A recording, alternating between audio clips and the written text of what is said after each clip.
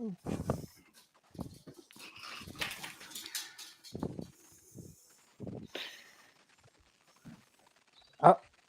I can find it now.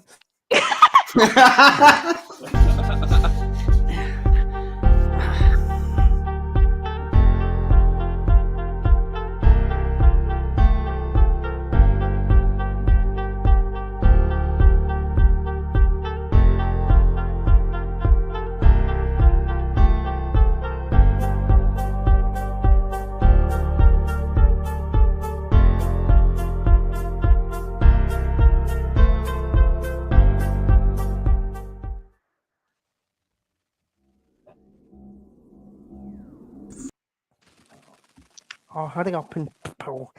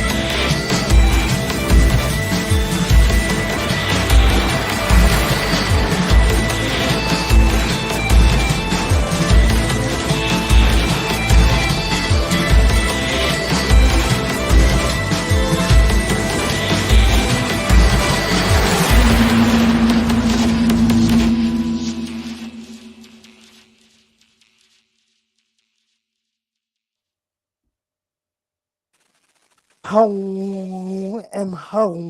everybody welcome to the channels and 300 and sub I've stream and as you may have noticed and as you may have noticed I've got 4 friends of me to mark the celebrations I'm a bit more rowdy than us, but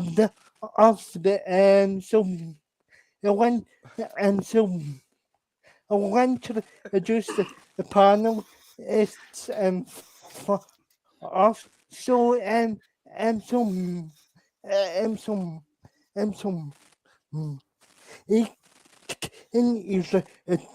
onto the channel as everybody's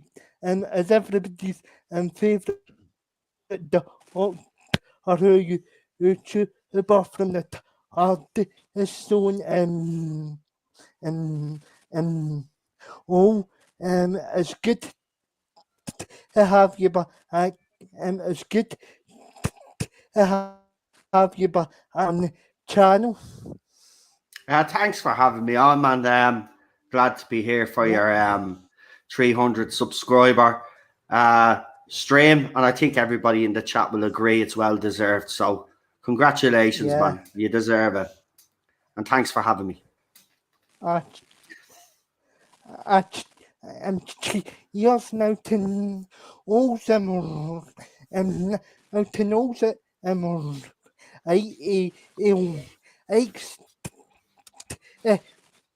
hijack everybody's stream, so probably not get up than this for the whole stream. It's probably in AKO. And it's good. It's good to have you back on the channel. Well, thanks for that lovely intro there. And thanks for talking too much. I'm now going to speak in Morse code.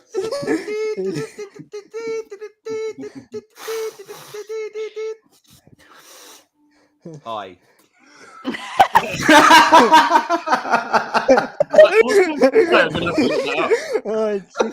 The most like monotone voice as well. We haven't even started oh my yet. God. Quick, you better introduce the next guests. Okay, well, okay, well, she's my host on multiple different stream topics, and she's here to eat the patriarch as my co-host in Sharon. And I was gonna say, and how can I do that when I don't exist? Because female Doctor Who fans, as we recently learned, who don't like things, we don't exist. yeah, Well, you exist to us, so Yeah, I welcome. exist to you guys. That's all right. yeah, and um, um, and um, um, and um, um, and he is on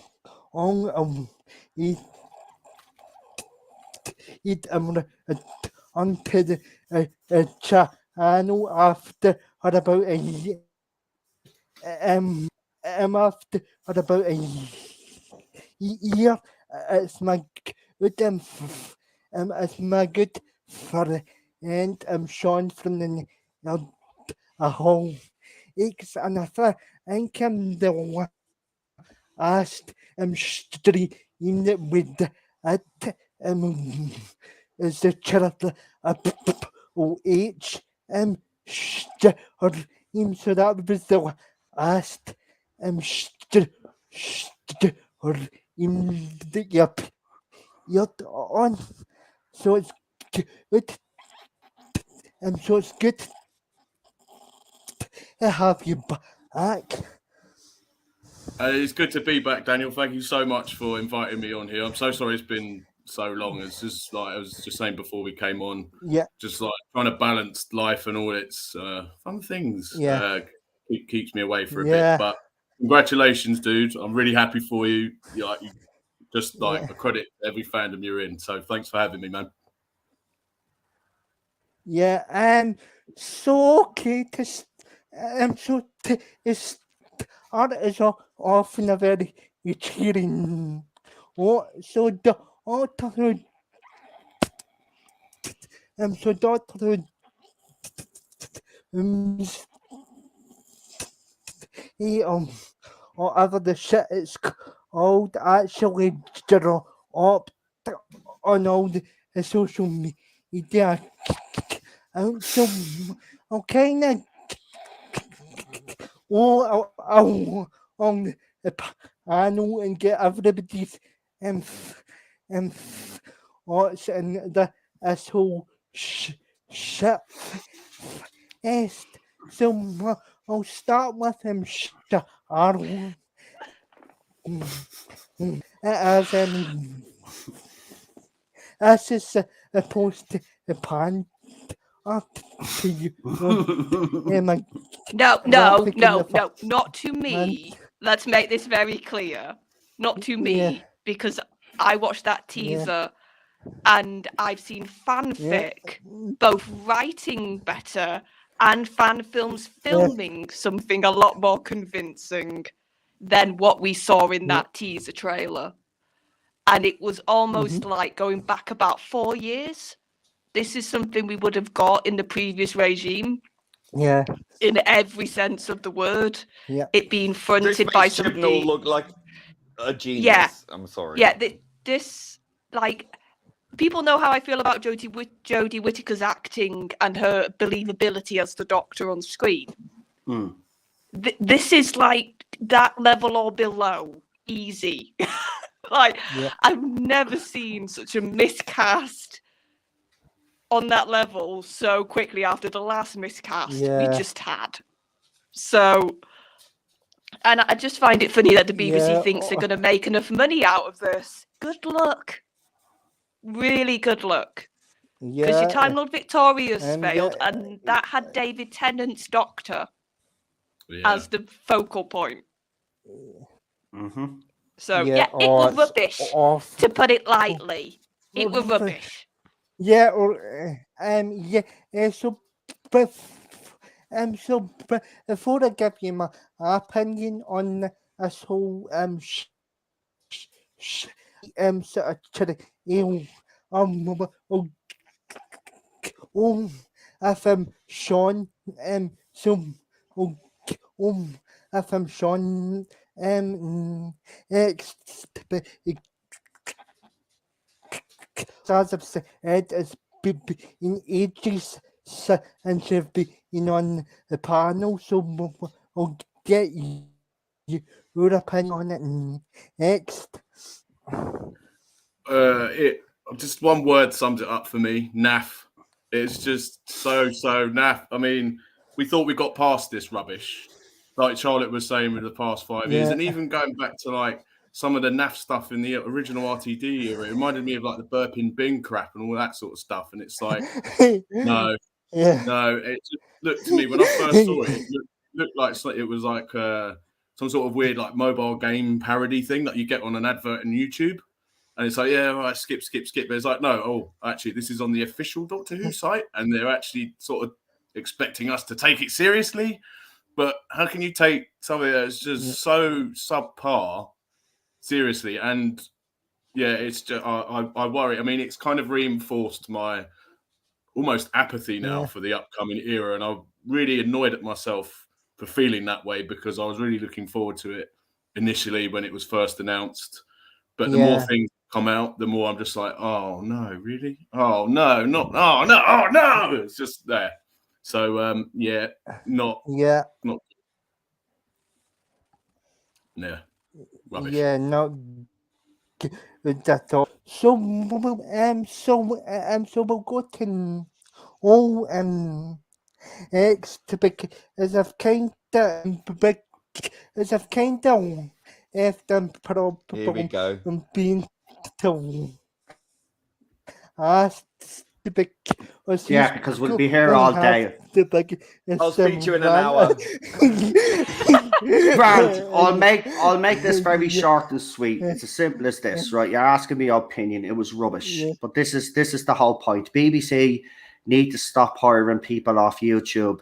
They need to stop hiring activists, and they need to stop hiring people that are not qualified. Now, I will say this. The one thing that has made me angry about this whole situation is this. Is myself, Dan, and others out there in the fandom have been, to put it mildly, have been trying to encourage this fandom to give RTD a chance, even though Chris Chibnall had done all he'd done. And it feels like a bit of a slap in the face, if you ask me.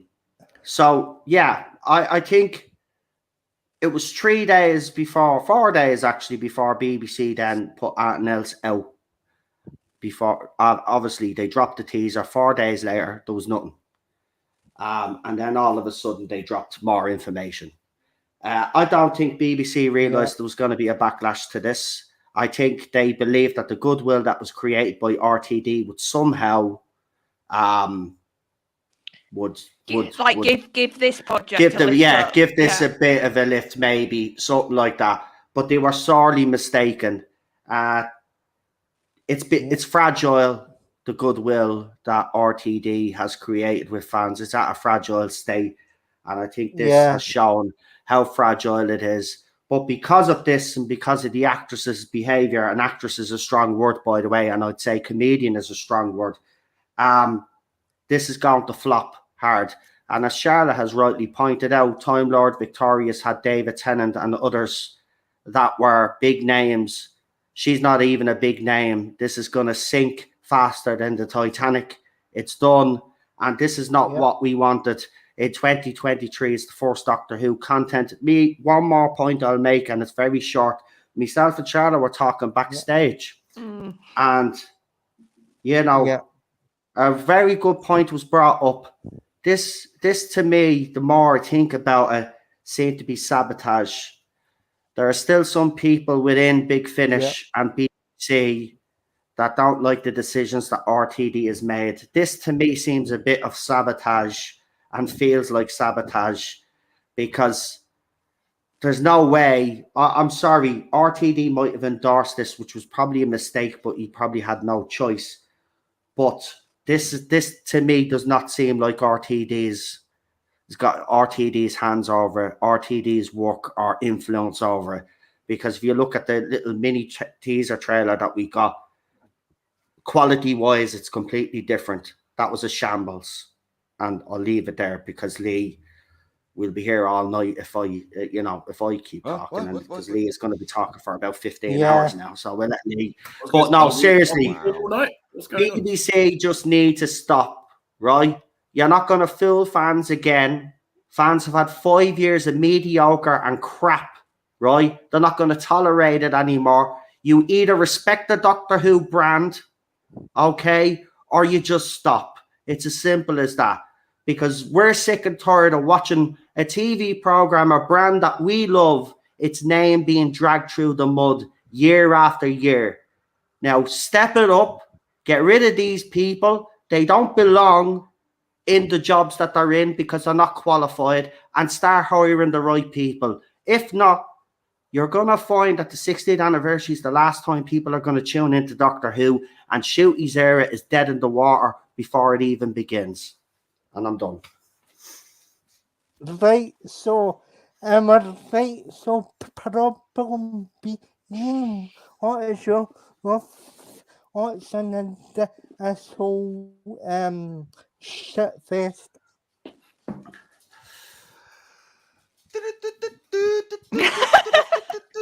Oh, he's doing this. Yeah, it's It might as well be. I think it's interesting that from the RTD angle. Oh, hello, who's been had? Me. We're after you now.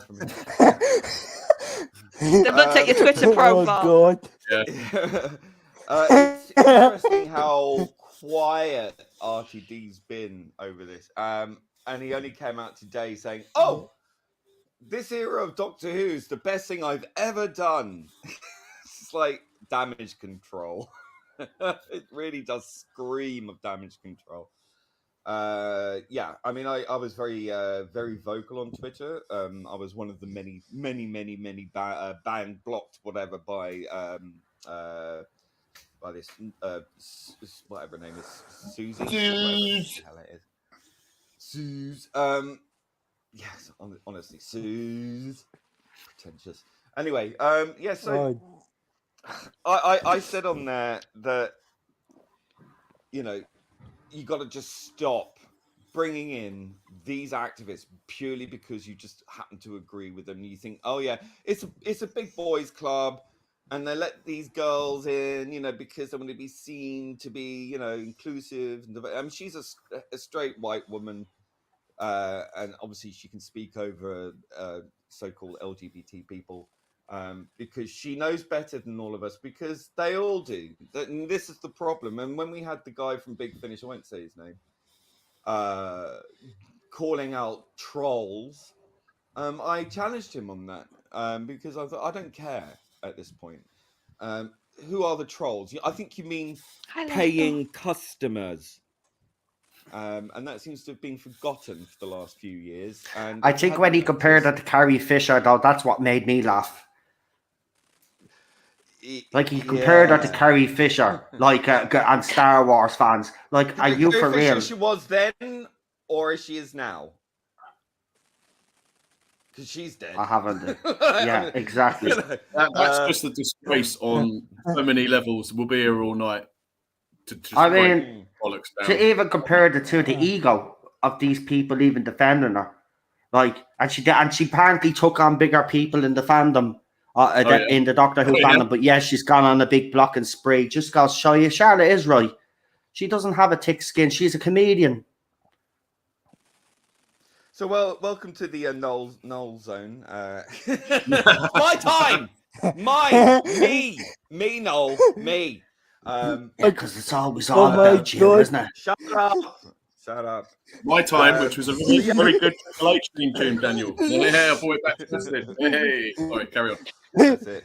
Oh, yeah. So yeah, I mean, it was basically I don't know where or who's behind this. Which, I mean, even if you look at Big Finish's trailer productions, they are top notch. They're really good. good. I think they're actually good. Yeah. And RTD, I can't imagine would have seen this and gone, "Yep, that's sorted, love it." No, I can't. So how, where, I'd what, like to think who? not, but Yeah, but I mean, it's happened. This was a Yeah. massive fumble of the ball. This is the first introduction to the 60th anniversary year, and it's unwatchable garbage. You got this. How can I explain it? Adequate CGI background, but it's not integrated into a 360 environment. You've got no proper lighting. You've got a costume. When you look at the design and the idea for the character and how it actually translated in reality, completely cobbled together. It looks cheap. It looks naff, and it looks awkward. She's out of her depth, and when she comes in and tells me, "Oh, I am the greatest assassin in the universe," I am not believing a bloody word of it. No, you are not. You can tell Jeez. she's an assassin because she's got a hood That on. was a bad right? trailer. She's got a hood on because that's what assassins wear, apparently. Hoods and monocles that attach to a mole on your face. And then she's leaping about doing this monologue like she's reading off an auto cue. And this is a comedian. There's no comedic delivery. And if you're a comedian and you're trying to be the world's greatest assassin, it's not very threatening, is it? no. And why would an assassin ask the doctor to help her from literal death? Is that like the physical manifestation of death, like the literal manifestation of time that we saw under the Chibnall era, which was awful as Oh, well? don't tell. We've now got. Oh Right. yeah. Oh, I forgot about Yeah. that. Thanks, Yeah. mate. Yeah, right. Oh, So I'm thinking this is oh no, not don't good. start that. Oh my Yeah, but that's what I was Jeez. thinking. I was like, no. And the God. doctor wouldn't help an assassin. Are you kidding?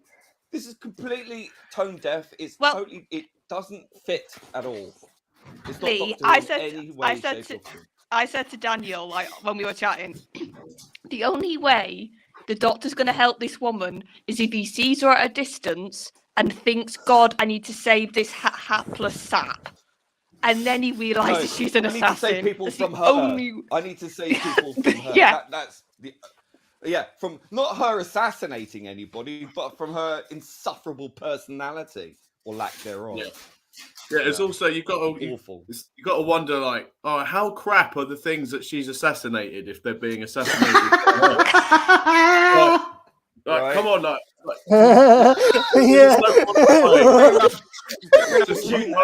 Oh, yeah. something. Yeah, She probably assassinated a space worm or something. Space worm or Yeah, a space snail. Oh, no, Imagine no, something no. that she could catch. The adipose. No, do you know what she Yeah. probably did assassinate? Do you remember What? that thing from Chibnall's Her era? career? Stitch. No, Stitch on meth. Do you remember it? Oh yeah. Oh, what the thing Yeah. that's like even more powerful than Sutek? Oh, Yeah. what's- The little Oh, tiny thing that ate everything. That's Oh, probably what yeah, he oh, assassinated. God, yeah. Well done, mate. Well, yeah, great. Well, No, Yeah, no. she's As I say, I think the only fine. thing she's assassinated is her own career. She didn't have a career to begin with. You look at her Wikipedia page. It's like 4 things. You know, she appears at some drag Oh thing my at the God. Vauxhall Tavern or something. And look, the Vauxhall Tavern used to be a thing in the 80s and 90s, right? It's not relevant today, right? The whole gay scene is so mainstream. It's not edgy anymore. I mean, that's where Lily Savage came from, you know, really. Yeah. From Vauxhall Tavern. And now a straight white woman gets all the privilege. is Like, the okay. spokesperson. Yeah, the irony of and she's it, blocking anyone who disagrees with her, even if they are so-called LGBTQ, whatever. So yeah, she's That's another the MO white of these savior. people, though. You don't agree with me? Well, then I'm just going to pretend you don't exist. Yeah, because that's going to Exactly. generate decent conversation, isn't well, it? Let's pretend then that if you're going to pretend that we don't exist, then you're going to pretend that the paying customer doesn't exist, and therefore you'll find out it's not pretend, and that you're not getting paid a ton of money because we're not going to be buying it.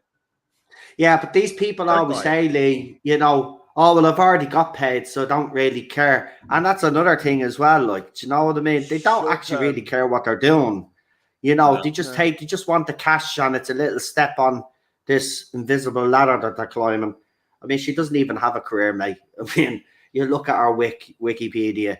She doesn't. Go back to the clubs. Go back to the clubs where you belong. I mean, you know, if your claim to fame is being part of the, you know, you're not knowing that your career as a lookalike was spearheaded by the Cypriot mafia. Well, then, yeah, if that's your claim to fame, yeah, so long. My little finger is more famous than you are, and he's taken on bigger and better people than the Doctor Who fandom. Well, you found out the hard way that the Doctor Who fandom ain't no pushover. No. Let's be clear. She only got that job not because of her talent, but because of who she knows and what she believes. Exactly. Fair enough. Yeah. And that's the same with pretty much everyone on the BBC now in Hollywood. It's like, it's where you align as opposed to, actually, are you any good? You know what I mean? Yeah. Yeah, and if you don't follow the crowd, you get absolutely attacked and blacklisted and labeled. Yeah. And you don't get any work. Name me anyone who's remotely conservative or centrist or doesn't believe trans women are women who works at Big Finish currently. Name one. Name one at the BBC. Absolutely none. None. Absolutely nobody. And that happened within 6 months of Jodie Whittaker being cast. Because you had Bet from the Time ladies asking Big Finish how many female writers they actually had at Big Finish, and people actually took down the tweet because then people actually like retweeted and said, "What are you talking about? Like, you're saying you like Big Finish, but yet you're complaining that there's not enough female representation, but yet the stories are good." But now they got all this representation. I've been listening to a lot of Big Finish lately. I've been listening to the Third Doctor Adventures, the Fourth Doctor Adventures. I'm a massive fan of Pertwee and Baker, particularly Baker. I can imagine. I fell asleep 3 times trying to listen to that story. Not because of Tom Baker, but because the acting was awful. God. The writing was terrible. Honestly, it was unlistenable garbage. And I am furious because I'm trying to enjoy some actual good Doctor Who with some classic Doctors. And it's unlistenable. It's abject nonsense. However, the upside of it is that it's cured your insomnia. They shunted. Yeah, well, yeah, that's true. They shunted to Tom Baker aside to center the female characters in, and they're awful. And Leela has been written to be kind of more dominant, I guess. Yeah. And it's a betrayal, really, of the. Look, Leela is a fantastic character, and Louise Jameson is a great actress, but the overt messaging and you know, women are better than men thing it's just. It seems to take more precedence over the actual, and obviously all the guys get killed off. You know, like of course, because we're all scum. Yeah, the female ice warrior, the female ice warrior queen, or the guys get killed off, and her voice acting is terrible. Like, she can't keep the voice thing going for very long, and it just keeps failing. It's so dram, right? It's amateur dramatics committed to a 30 quid price point. I'm not no. Yeah, it's underpaid and under-delivering, really. Overpaid and under-delivering. Yeah, he's only here for a very limited time only, and you're wasting him on garbage. Yeah, that's a very good point. That's tragedy. So disrespectful. Who knows how long we've to got him. Exactly. It's disrespectful. You should be doing the greatest imaginable stories you can whilst you've got him. It's yeah. I mean, it's disgraceful. Shame on. Well, you never victims know. for- He for might just get like being- 2 seconds in the 60th lay. Oh wow, yeah. If we're When they get lucky. assassinated. Oh, Look, God. Susie's got Susie's god there. Look, the magic unicorn puppet. Oh, that's me. Yeah. There's two shirts in the room. CBBC's gone downhill, isn't it? Because Even that's better than that shit. I should know.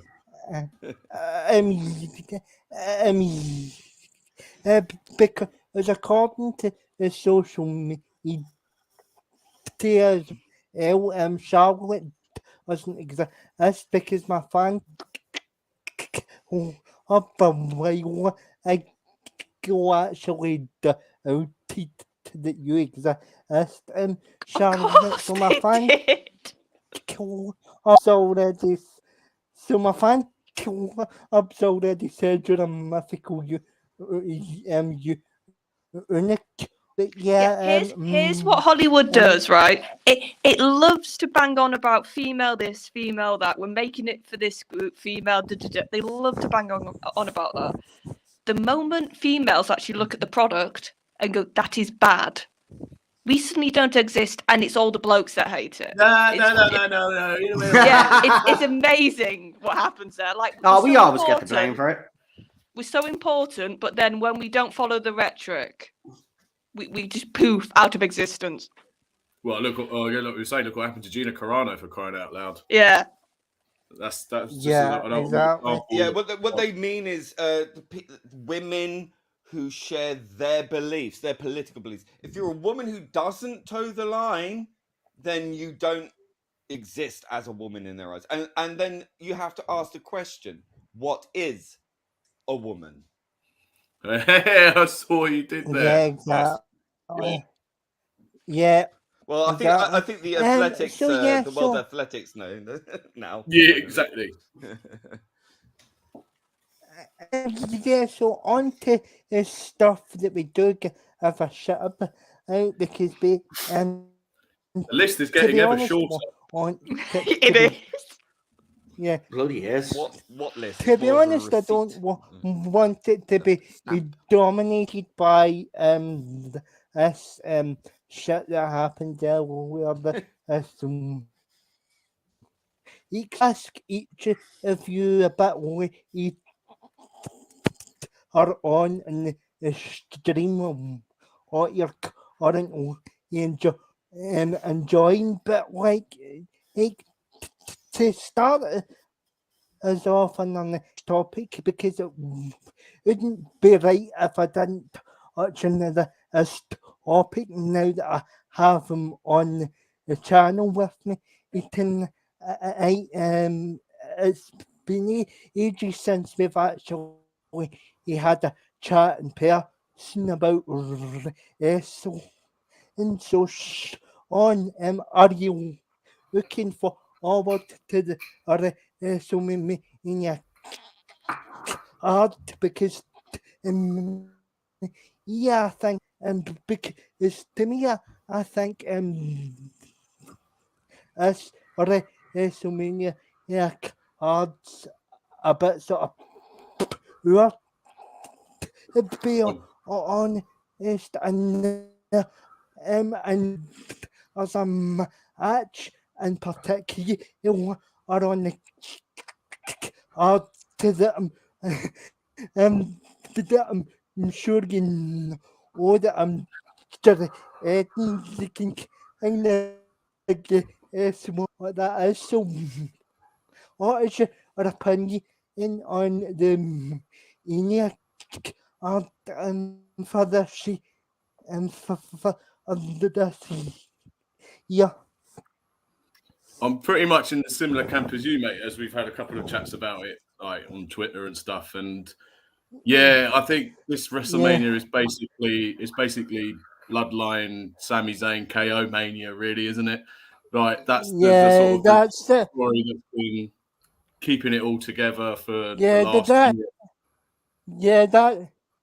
That's the only match I get of a shut up about to be to be honest, if you honest versus Rocky, it's not how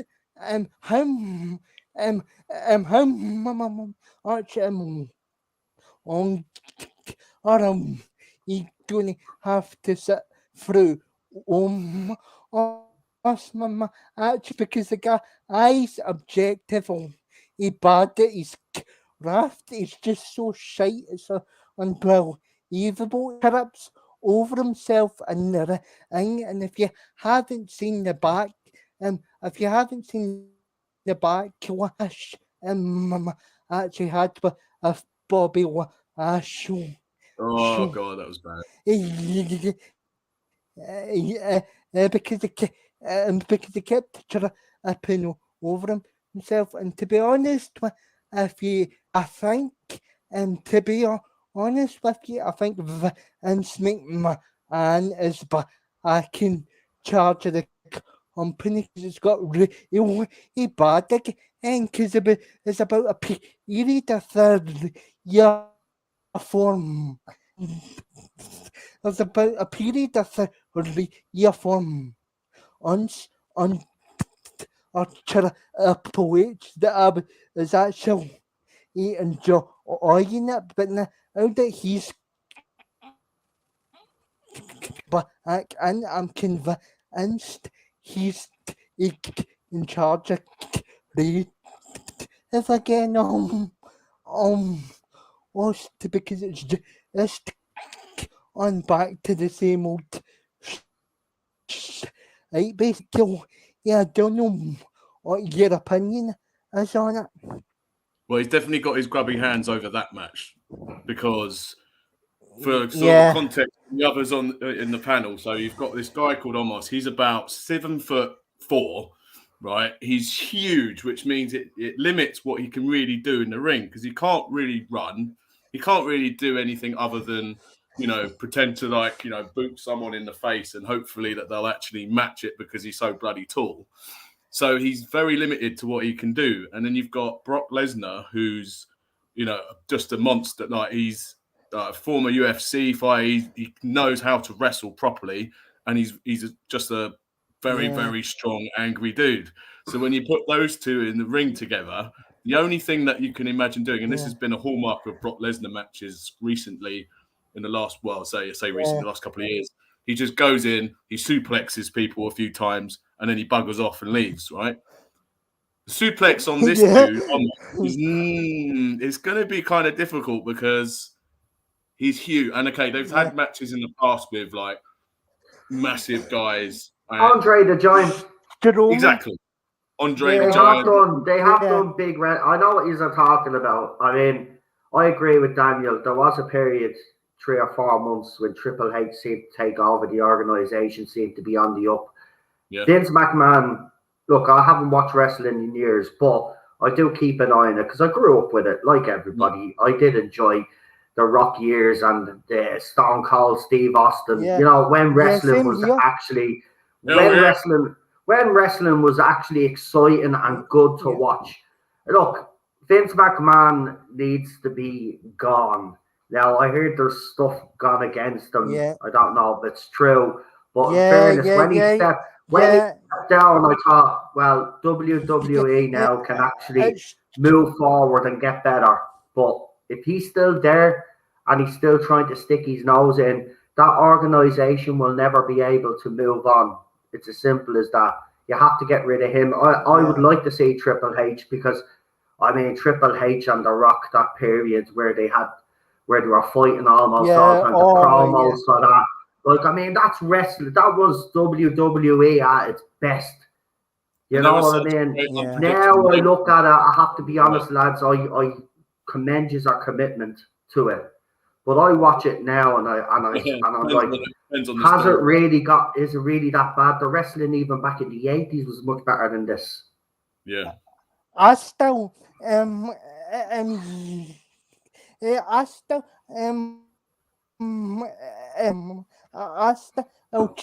in every week.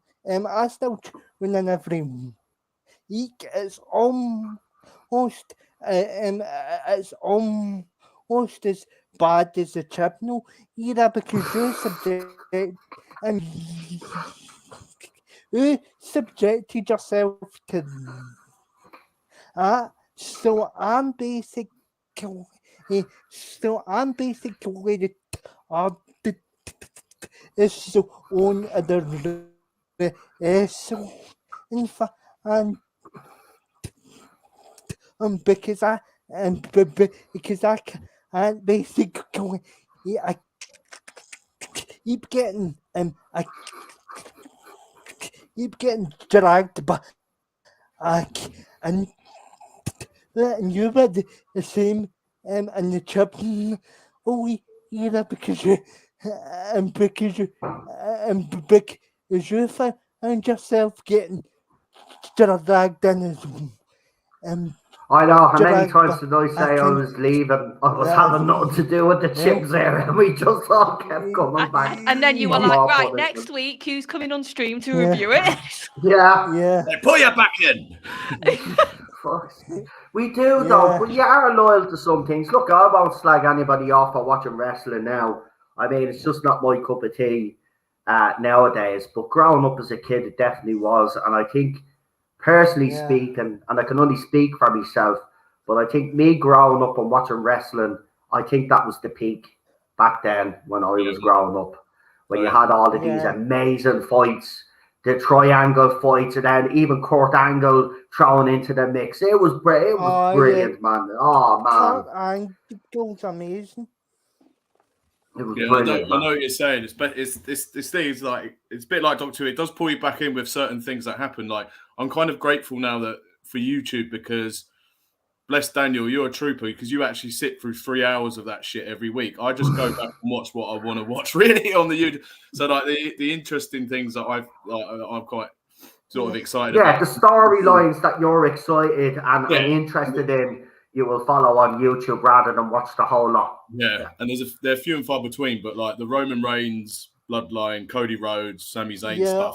That was. That reminds me of the That was Attitude Era and the way that they brilliant, used to that tell storylines long Yeah. term. So there was always a long term Yeah. payoff. For so many years, Vince was like he would tear up scripts at the beginning of a show and change it on the fly. So Yeah. then you'd have, well, hang on a minute, why isn't that person now in a feud with this person? Oh, he got angry and got bored of it and decided he wanted to change it.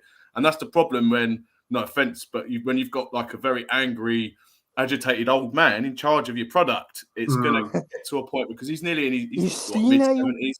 Look, Yeah. nobody can deny the impact that Vince McMahon has had on that organization. I mean, he's brought it to levels that nobody thought possible. But there comes a time when the old guard needs to be replaced. And he certainly does for the future of WWE, in my opinion. If he continues in the role, that brand will continue to decline, in my opinion. So, you know, Stephanie and Triple H, whoever that's in that family, need to set the record straight with Vince and say, look, enough is enough. Although Stephanie is kind of retired from the company, so she can. So she says. They all say that. She's been saying that for years. So has he. They're never really retired, man. Yeah, She's still doing bits and pieces behind the scenes. They all do. Hold on a minute. Hold on a minute. Here we go. Listen to the authority here, Noel. Yeah, I know. Not your stream, Noel. Hold on a minute, because like she basically retired as soon as he came back, and then there was talk about about Saudi Arabia, but buying the actual company, which I'm not very keen on. I'm not very keen on the Saudi. He's actually buying it because of what over years. Because there's a pay-per-view because there was a pay-per-view a few years ago and under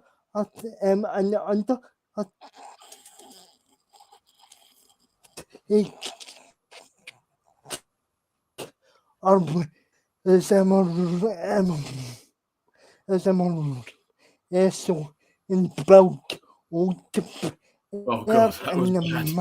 That was so bad. And then actually there's also a cheese and it's horrendous. It's horrendous. On came back and the upper on that was bad. To the point where even the Undertaker himself, after he won the match, he was visibly angry at how bad it was, and he came back when he was doing his documentary. He was like, "Yeah, I couldn't go out retiring after that. That was a disgrace," and it was just it was really shoddily put together. You could tell they were both getting at the end of their. They'd already sort of given as much as they could give throughout their careers, and it was almost just it's an easy and quick payday because it's Saudi money. You know what I mean? And but yeah, going back to Vince, I just think he's just an archetypal narcissist. Like he saw that the company was doing well without him, and he thought, "No, I'm not having that. That's not right. I'm going to come back." And so this whole sort of smokescreen about him, oh no, I need to be in charge in order to sell it and get the TV rights, is just basically him going, "No, that means I can then put myself back in the position that I wanted to be," and then that's it. And then he's pretty much like back in complete control, and it's worrying because the whole stuff with the bloodline with Roman Reigns, that's been such a great thought out, organic storyline, which I'm sure Paul Heyman has been at the center of as well, with helping that sort of go the way it had gone. And it's just let the guys, you can tell the promos are less scripted and they just sort of speak from the heart rather than you can tell when someone's in the ring talking, it's been rehearsed and it just sounds manufactured. This stuff sounds like they're actually meaning what they're saying, which is harking back to the old era where you could believe that these guys really hated each other. Or like, you know what I mean? It just gives that sort of suspension of disbelief again. Yeah. I mean, I was like, upward, so was at the moment. I think that basic skill is being now. I mean, in Elwin. I mean,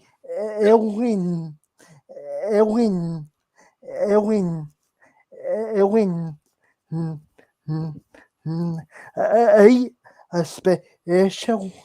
A special. Because Ants has actually but I get the pitch bill. I actually is it's again is awful. He's been treated battle and battle. To be honest, I don't really see what the hell that the I don't really see how he can treat a talent treat a talent it out of the roster them is that they have in because as I think he's got the potential to be the next the next Yeah, I agree. He just oozes charisma, doesn't he? And he's got that natural talent on the microphone. He's decent in the ring as well. And he's already sort of getting the fans on his side. Even though he's typically a bad guy, he's got the whole, that kind of stuff. And it's very reminiscent of that kind of that old way of doing things, Yeah. where you don't have to like come up with all these catchphrases. You can just sort of like Yeah. be present and be cool, you know. And again, just to give a bit of context to this guy, when he had the match with Bray Wyatt, which was called the Pitch Black match, and it was for some reason it was sponsored by Mountain Dew. So Mountain Dew basically gave them all this money to wrestle. Well, they gave the company this money. I don't know why they sponsored it in the first place. It was very strange. So it was like lights out, and then all of a sudden all these neon lights came on, and so they were wrestling with this like purple and green lights, Jesus and then Bray Wyatt Christ. had all this like weird like Oh, luminescent makeup. It was like that honestly sounds like a bad Eurovision act. Yeah. that is a great way of putting it, because it was like oh that, my or like God, that was embarrassing. like a really bad basement nightclub where they put all the UV lights on and they could barely tell what each other was doing. Yeah, there was some weird shit on the announce table where it was like these green flaky things, and then they were getting kendo sticks and they looked like glow fucking sticks. And it was just. And in the end, Bray Wyatt won, and he's like the spooky character, and he ended up winning. And then he put this mask on, and it made him like more powerful than he was before. And LA Knight, meanwhile, is just like, oh God. And that kind of makes me laugh when Brock Lesnar would chose to wrestle Omos, a massive guy who's really rubbish. But he would rather wrestle him than Bray Wyatt, because he knows he's going to be stuck in some weird puppet toys, weird shit with Bray Wyatt. And so you could tell that was from the start. And the whole Firefly and the whole Firefly on house wasn't make any sense anymore, because because he's a totally I think also like I don't really see how the Firefly fun house can actually if that character, because in the back because in the back and to the organization, the Firefly on house is essentially a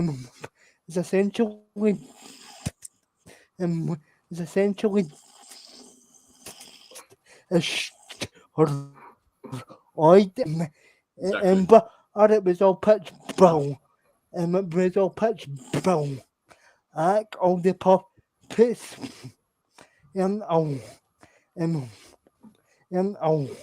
I've any or anything, so basically so it was basically Ed and in a few months so he bring back the Firefly on house. Even when Bray Wyatt himself said, "Oh, that," like in a genuine interview, he was like, "Yeah, the Fiend character that's in the past now. Like, it's basically dead. I'm doing this new thing now." So, and then a week later, he has a Firefly Funhouse segment, which is all about the Fiend, essentially. So it's like, what are you talking about? Right? I get frustrated with Bray Wyatt because he does have an amazingly creative mind, but he hasn't got anyone reining him in to be like, right, this works, but let's just make it a little bit more realistic so we can suspend our disbelief. Because I know, again, like we've had the legendary Undertaker character for so many years, and I think WWE are trying to sort of fill the void of having like a mythical character again. And I just don't think it works this day and age. Like even the Undertaker himself said, if I tried to do that character now, it wouldn't work, because they're trying to go for more of a realistic kind of thing. He was just lucky that in the early 90s, it was kind of cartoonish, but it worked, and he managed to evolve it. So he was more of like a sort of Western kind of gunslinger, and it made more sense. But now with Bray Wyatt, you've got this kind of, is it real or isn't he real? Like all this like weird things flashing on the screen, and is it in his head or is it real? And it's just No, it just doesn't work for me anymore. Yeah. Unfortunately. So anyway, moving on, because I know Charlotte doesn't know anything about wrestling. You okay, So, Lee? Are you what Yes, about it is. alive? The wrestling bit's done now. No, I just want to check in with Lee. How are you? It's for, I'm surprised he's still awake.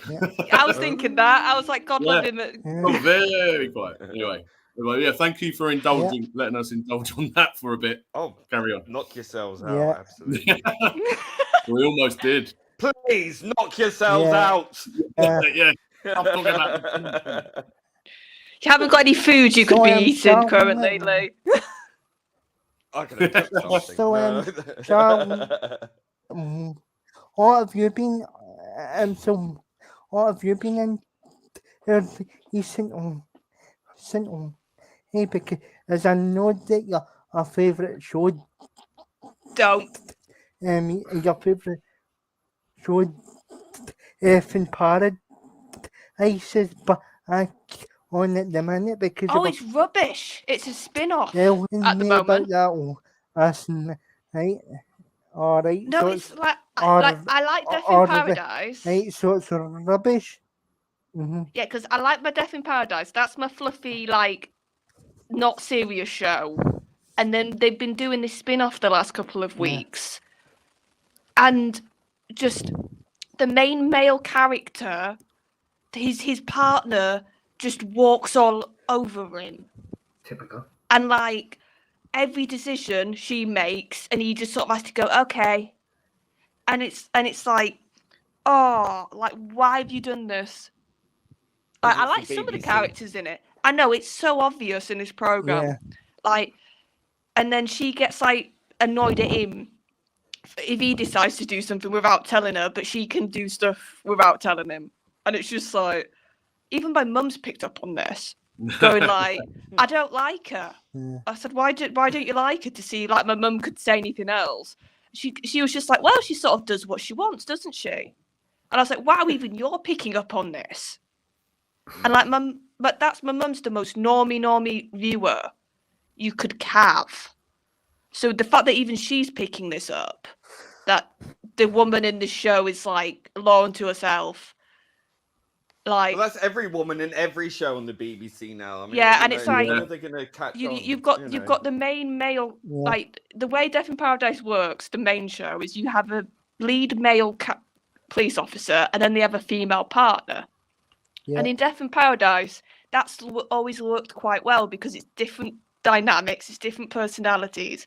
In this show, she's just this snarky one-line machine, the woman, just being like, yeah, don't, and I'm just like, right, so you got his partner snarking at him constantly, his wife's making after decisions in the relationship. This is fun. But then Yeah. I like some of the characters, but it's nowhere near as good as the main show. I'll be interested to see how it's done viewing. I've not Yeah. looked into that.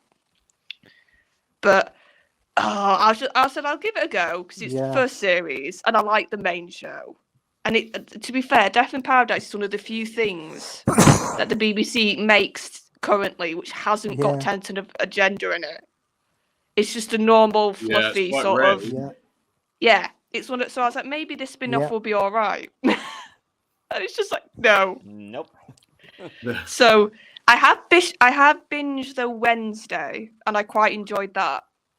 Oh, I like Wednesday. Oh yeah, yeah. I binged that because basically, which is so funny because I heard it was Yeah. good, and then I heard that the what's her name, Ortega, the Jenna woman Ortega. who Yeah. I heard she was getting flack off some of the producers because basically she came out in a podcast saying, I really didn't like some of the lines. I didn't like some of the storylines. So I just said no to a load Yeah, of the stuff they good were for her. forcing Yeah. because apparently they wanted her to be like really girly in bits, her character. And she's Right. Wednesday, for God's sake. Yeah. Like they wanted her to really go for the romance stuff as well, apparently. And she was like, no, my character wouldn't care about that stuff. No. Yeah. Exactly. So I heard like she was really pushing and actually fighting a corner. So I was like, I'll give this show a go. Yeah. and it's really good. Obviously, it's got Yeah. the I'll usual say- things. I'll say more on that though. She said that in an interview, and then the head producer went on a tirade against her. Yeah, that's saying, why. That's why I started she's watching it. She's toxic. She's toxic. I'm like, oh, Well, here yeah. we go again.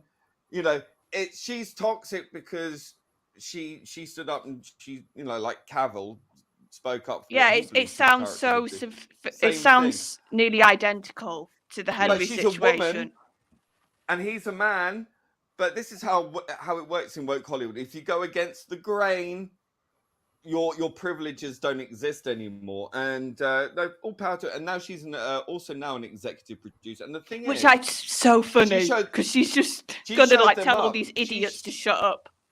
Exactly, she showed them up. But the changes that she made, including the dance routine that she did, Yes. was one of the key things that brought in all the viewers, which made it one of the third most watched thing on Netflix. And she put them to shame, and they know it. And the fact is that her changes saved the show and made it what it is, and had all those people watching. Because also in the podcast, she was saying that I don't know if it's the writers who were pushing for it or the producers wanted a love triangle between her and like two male characters in the show. And it just sounds like if the writers would have had their way, this would have been like Gossip Girl almost. When it's like, like this is Adam's Family. Like Exactly. it needs to be yeah. It's like it needs to be macabre. Yeah, no. So if I but like I said, I've just finished binging that and I really enjoyed it. But it did make me giggle a bit when I heard what she was saying in this interview. Yeah. Because I was like, to me, this shows Netflix really has an issue when it comes to who they are putting on these shows that have an IP. Yeah. Because it's nearly identical to what Henry went through by the sounds of it. Yeah. But sadly, Henry was a bloke and it was a female showrunner he was up against. And The Witcher hasn't got that same sort of Hollywood support like Adam's Family. Yeah. Because it's more of it's seen as a geeky thing with The Witcher in comparison. It's seen as this weird sort of Polish fantasy thing. So it's not got. So he had to let it go, sadly. But so they said, good on her. She's executive producer now. So I think that just means she's going to even put more for what she wants in the show, and it's probably going to be even bigger when it comes back this year at some point. That's But what no, it's just Sorry, so go on. funny. It's like, because he even like tried to make out that she was a brat, this guy who was attacking her. Like, oh, we don't need people like her in the industry and stuff. Called her like- toxic. I mean, Yeah. really. It's the buzzword these days, isn't it? They just love throwing it around for something that they can't argue about, which just boggles my mind. Like, why are you going to be in charge? Why are you going to choose this IP Yes. just to sabotage it and not even, oh, Yeah. the thing with Witcher was like, oh yeah, basically the exactly. writers actually hate the source material. Yeah. No wonder Henry Cavill buggered off. He's like, Yeah. well, hang on a minute. Like, I'm actually trying to make this work, and that you're telling me that you don't even like what? Yeah. you're He's there writing like, about. he's there like, I'm not going to joke about my horse being dead. I actually care Yeah. about that as the character. Exactly. And they're like, no, let's have a joke. You know, And he was like, no, I'm not saying that. no, because it just makes you wonder just how like bad the next season's going to be if he had to make. Well, that decision. well, Sean, I know you don't keep to track. Basically, with The Witcher season 3, the showrunner was shouting, "Oh, it's really going to be close to the books, guys. It's the most canon." And then a visual effects guy let slip a couple of weeks ago. Oh, we've worked on some things which you've never seen in the books or it's the not- video games. Yeah, I'm not. Oh God, no. Well, that will probably explain why he left, because it's probably going to be something absolutely horrendous. That has Well, nothing to do with it. it just made me laugh. There's the showrunner because she's an idiot. I'll happily say that she's an absolute plonker. Yeah, she's a she moron. said she's the one trying to be like, Yeah, oh, but- it's like the book, guys. It's like the book. Please watch our show. That's going to Yeah. be absolutely terrible because no one's going to be interested in it now that Henry Cavill's left. But it's going to be really good still. Yeah. We'll just throw in a Hemsworth. That'll sort it out. Pissed But off. like I said, it's so funny Yeah, that this but- visual effects guys just let slip. Mm. They Yeah. just probably didn't think through what he was saying. No, no. She's like, this is going to be great. Like, hang on a minute. No. Yeah, but So a they lot didn't of the even get the fan- good. They didn't even get the good brother. They got the Yeah, cheap that's ass it. version, brother. They got the discount one. Liam, So, Liam, Yeah, isn't it? Liam Hemsworth, yeah, the And one they that just- was with Yeah, Miley so- Cyrus. So, How are they so gonna good luck explain with you. Good luck with your viewing figures after this season that's coming out, because we've got this season, Last of Henry. yeah, Good luck with your viewing figures afterwards, It's gonna because they're fall just off the gonna bloody- absolutely die.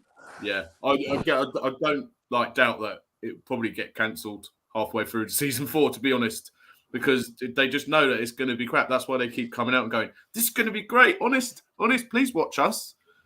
So Yeah, but it's even showing in because I've noticed this with Netflix. They've not even started promoting Witcher yet, and people No. are saying it could come out in the summer. yeah, That's when people are thinking it could drop. yeah. Like, that's how many months away, and they've Yeah. not even done any promotion or trailer yet for it. It's just I just think the They the know interest They is know gone. it's dead. Yeah. No, it's a but shame. Wednesday's very good. Wednesday's very good Yeah, if, cool. if you're Yeah, I'll- interested in that sort of thing. Yeah, I'll give it a go. Yeah, I've honestly, Sean, n- it's I mean, I- I've not actually seen it either. I shall, you know, me, I am very stubborn, as you know, to try and well, Daniel. I've got thing. something that could get you to watch. Do you know who's Morticia? Catherine Zeta-Jones, and she's Well, I haven't brilliant. seen her in Okay. anything for a while. She's brilliant. Yeah, cool.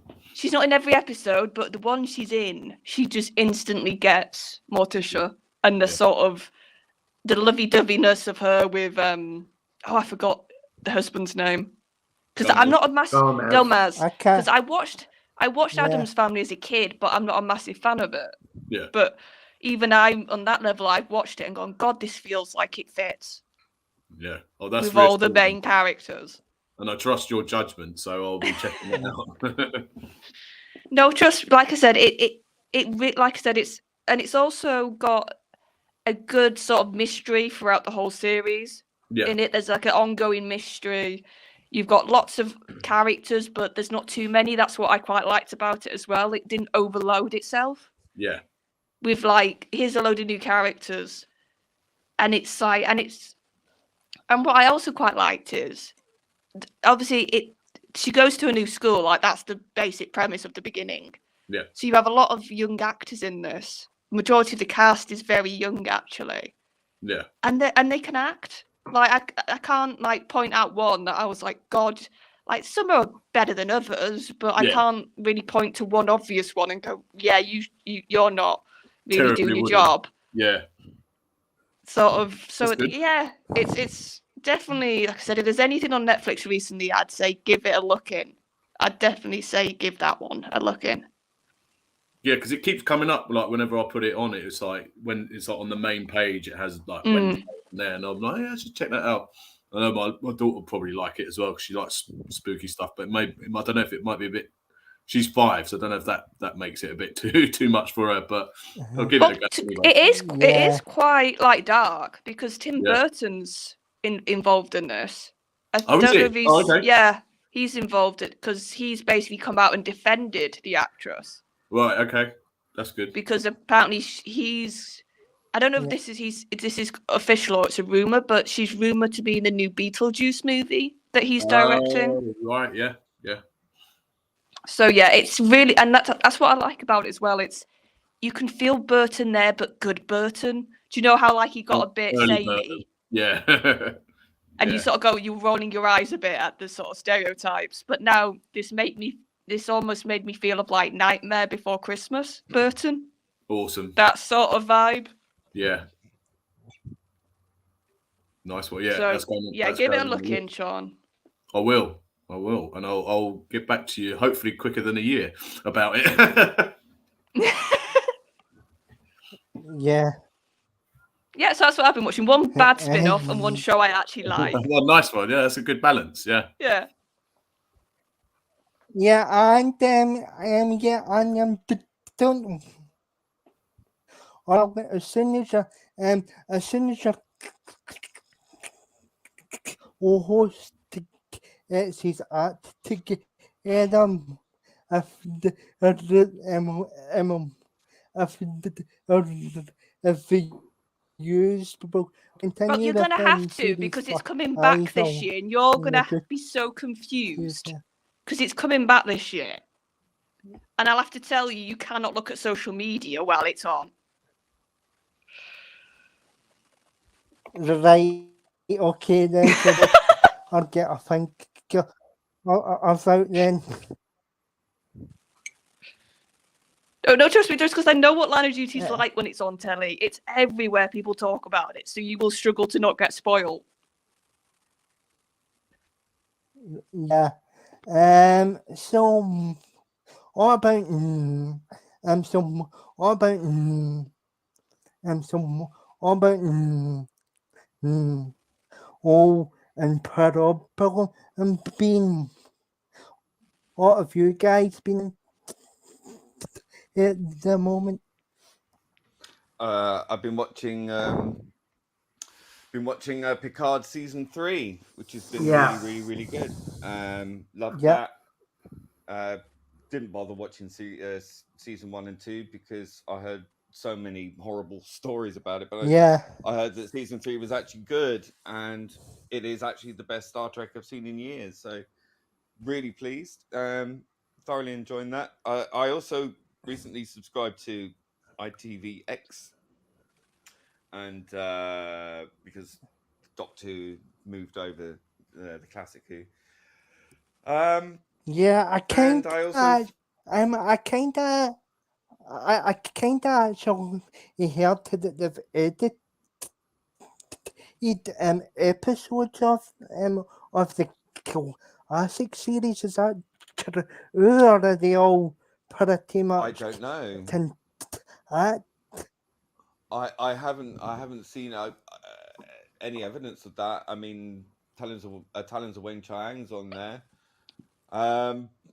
Maybe Yeah. I'd have to watch them all to know. But and even then, I'd Yeah. probably, because my memory's so awful, I probably wouldn't notice. But I mean, that's the thing. I don't like that when they don't tell you that it's been edited or anything like that. It's just assumed that they can just do that and it's fine. It's Yeah. not fine. But yeah, I've been sort of dipping through that, and also found Good Night, Sweetheart, a comedy with Nicholas Lyndhurst from the 1990s. Oh yeah, kids, yeah, that was great. I never watched it when it was on in the 90s because I just thought it was just I was used to going out and getting Shame on you. Yeah. wasn't Yeah. interested. But now I watched it and I really loved it. I loved it. It's great. I have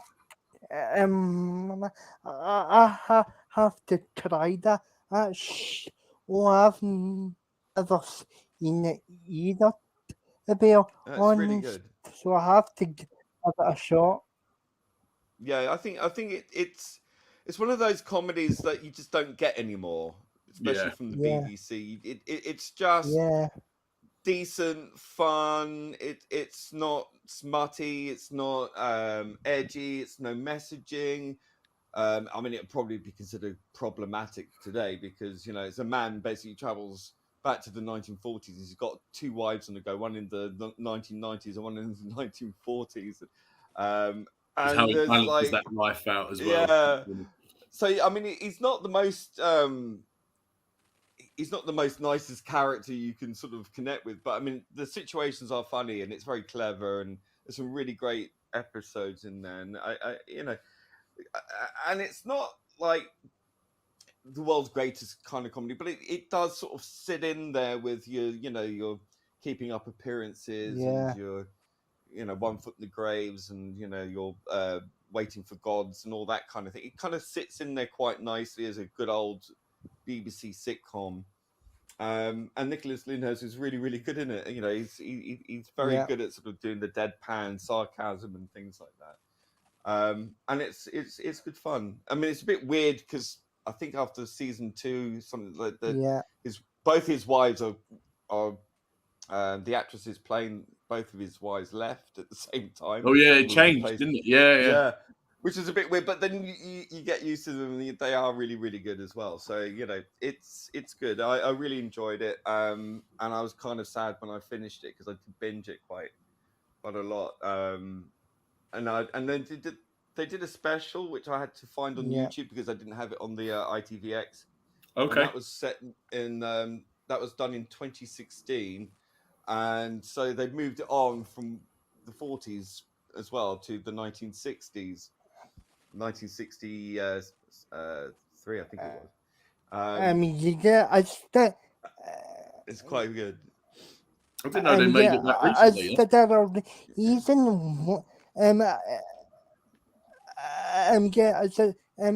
Is there a specific reason as to why that special's on ITVX? Because I'm assuming if you are if you are the owners of a streaming service, you want to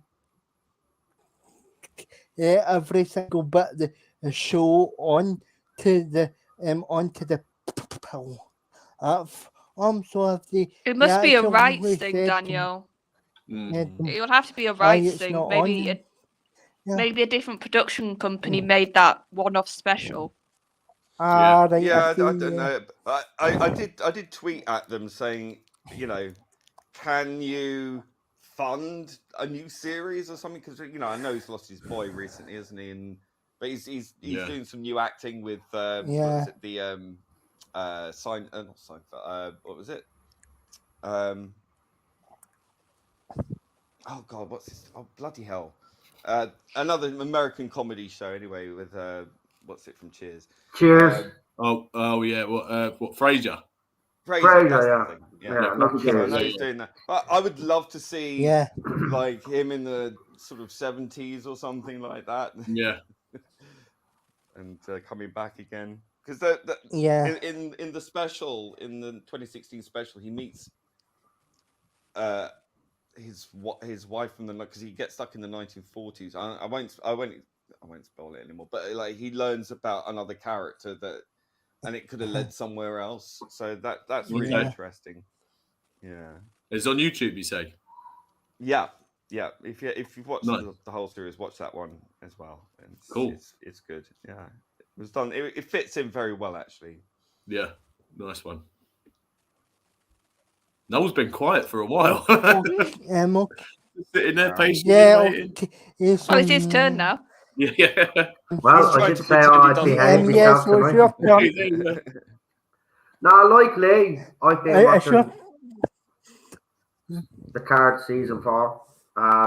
But like Lee, I've been going back. I haven't watched that else new because most of the television today is an absolute disgrace.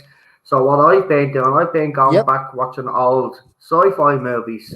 So movies like When Worlds Collide, what else did I watch? I watched The Time Machine last night. I watched this other movie called Countdown with Robert Duvall and James Caan, where the Americans were trying to get to the moon before the Russians. That was a quite interesting movie. But I've been looking back, watching the James Bond franchise as well from the beginning. But I haven't been watching anything else. I've lost interest in The Mandalorian, which I started watching. I lost interest in Stranger Things. I just lost interest with everything. Now, there is a show that's coming back in 2 months that I actually told Lee to watch called From. Season 2 comes out now next month. Very interesting show. Now, that's one of the new shows that I am actually committed to and is great. All I can tell you is this. There's a town and people end up in this town. And they never leave. They can't get out of this town, and there's mystery surrounding it. And one of the good writers of Lost, actually, believe it or not, is connected to this. And it ended on a cliffhanger at the end of season 1. So season 2 was actually announced, and it's coming out next month. So can't wait to see what they have planned. But it's called From. So if you want to go and check it out, your guy that played Michael in Lost, the one that had the son, what's his face? Vincent was the dog, and the guy, what was the son's name again? Anyway, it doesn't matter. The fella that plays Michael is the lead in this, and he plays the sheriff of the town. And it's very well done, isn't it, Lee? It's interesting. I mean, I really like it. The characters are really interesting. It's not annoyingly woke. It's got a nice mystery to it. It doesn't feel over thought out or contrived. No. It's kind of interesting and quite clever how they work things out, and then there's this kind of other threat as well that comes out at night, and you've got to keep the doors and things locked. It's quite. So you got. It's great, and then there's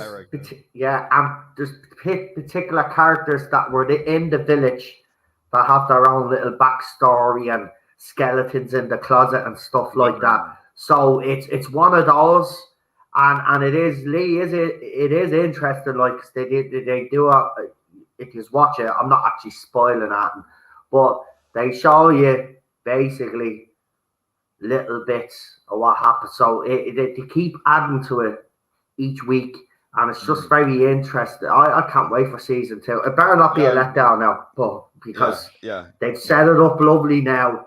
So let's hope that, because second seasons are always the one where it either continues to get better or it fails. And looking at you, Westworld. there you go. Perfect example. No, but that is a perfect example. And I would even go say as far as Lost. Lost season 1 was absolutely epic, but season 2 was too long and drawn out. And then when they got to the end of that show, season 2 made no sense whatsoever when they decided to go down the route that they decided to go down for the end of Lost, which we won't talk about. They were making it up as they were going along. Oh, yeah, of course. So I hope they've got Fringe worked out. Let's put some like polar bears, and just make weird. I was going to say, wasn't that J.J. Abrams' lot of bad?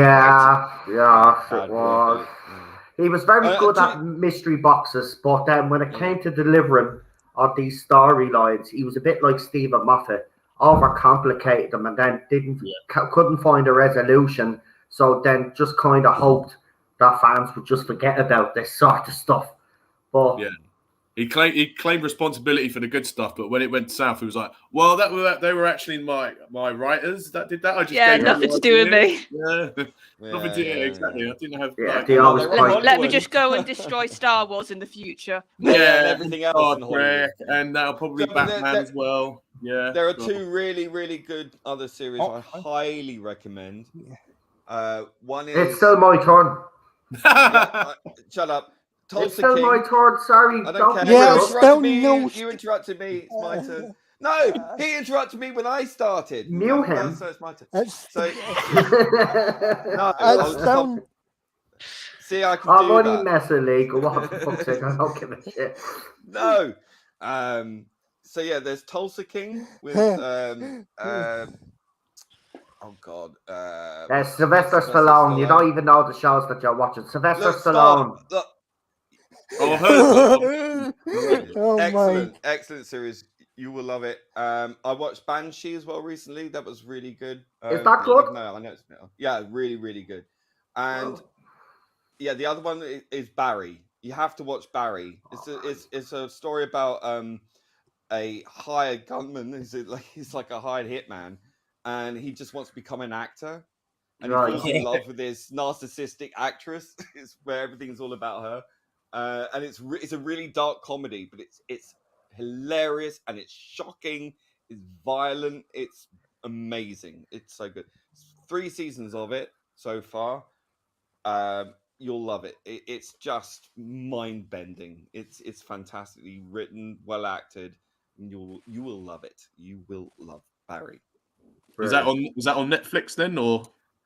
No, I don't think it is on Netflix. I can't remember where it is. You know what you should do? You should share them that place because it'll be there. Mm-hmm. Yeah, in the private chat. Oh, okay, nice. I'll do that. Watch it. It'll be there. All of those programs Alright, that you I've spoke never about actually, will be there. I've never actually heard about it, to be honest. So you've introduced me to something. Yeah, same. And Yeah, not to be mistaken by I've Barry never Island. actually. Or Barry from Yep. EastEnders. That's all I think of whenever I hear. Oh, Jesus! Don't get me started about Barry Island. All I'll just say, all I'll just say to that, yeah, is this, and the Chibnall era is over. So go on to another fan. And in fact, if you're bizarre, ideology, because everybody in the panels, I can have to do if you're or EP or EP behavior, and I know certain people don't actually want me to bring to hang it up on the channel, but it's but or it's I know, and I'll hang it up. So basically, everybody is tired of your everybody's tired of your and you just accept that your era of Doctor Who is a big what of basically, and move on. So on to a happier things can Drop the mic. On we go. the conversation. Yeah, Mr. Barry Island.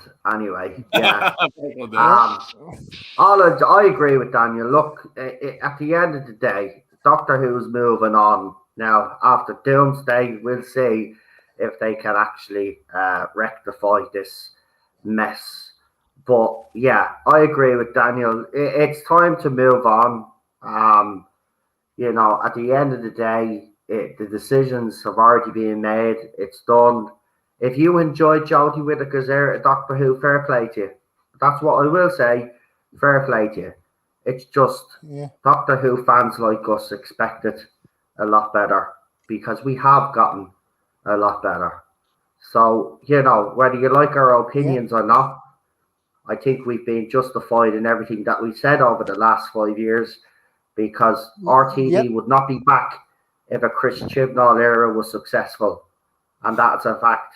So that's where I'll leave that. But that is the fact. He would not be back if Chris was a successful showrunner. There'd be no reason to bring RTD back to Doctor Who. They would move on with someone else. RTD would have, Chris Chibnall would have promoted from within. That's what would have happened. Just like RTD, Moffat took over, and then Moffat obviously, he was the one that told Chris Chibnall, well, we won't blame all of Moffat, but he had a dinner with him, got him drunk, and says, you're taking over Doctor Who, and that was it. So it was passed on. So, yeah, if Chibs was successful, he wouldn't be back. David Tennant wouldn't be back. So it's time to leave the title arguments out because you have been proven wrong. We've been validated. And that's, you know, we wanted Doctor Who to be a success. Trust me. Of course we did. We're Doctor Who fans. But it wasn't. We're not going to pretend it was. Right? And we're not going to tolerate stuff like Doomsday. We've had enough of the mediocre entertainment. Doctor Who deserves better. Its fans deserve better. And the British public deserve a show that they could be proud of and get behind. Not something that's an absolute complete joke and gets laughed at. You can't even tell anybody you're a Doctor Who fan anymore. Yeah, it's just gone into a laughing stock, isn't it? And that's just the very thing we're trying to get away from. yeah, and it's also bad that I'm concerned at moving away from the 2005 era that brought in the show because of all these activists that it came and if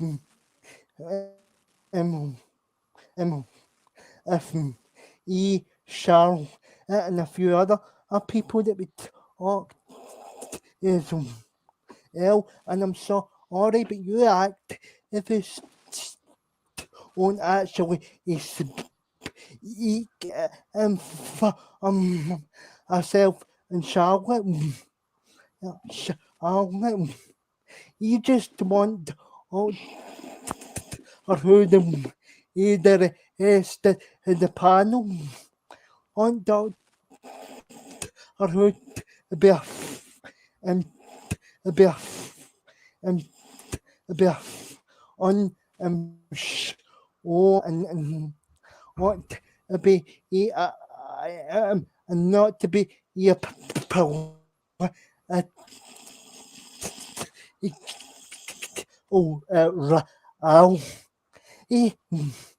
you just Yeah. yeah. We just want Yeah. adventures in time and space back.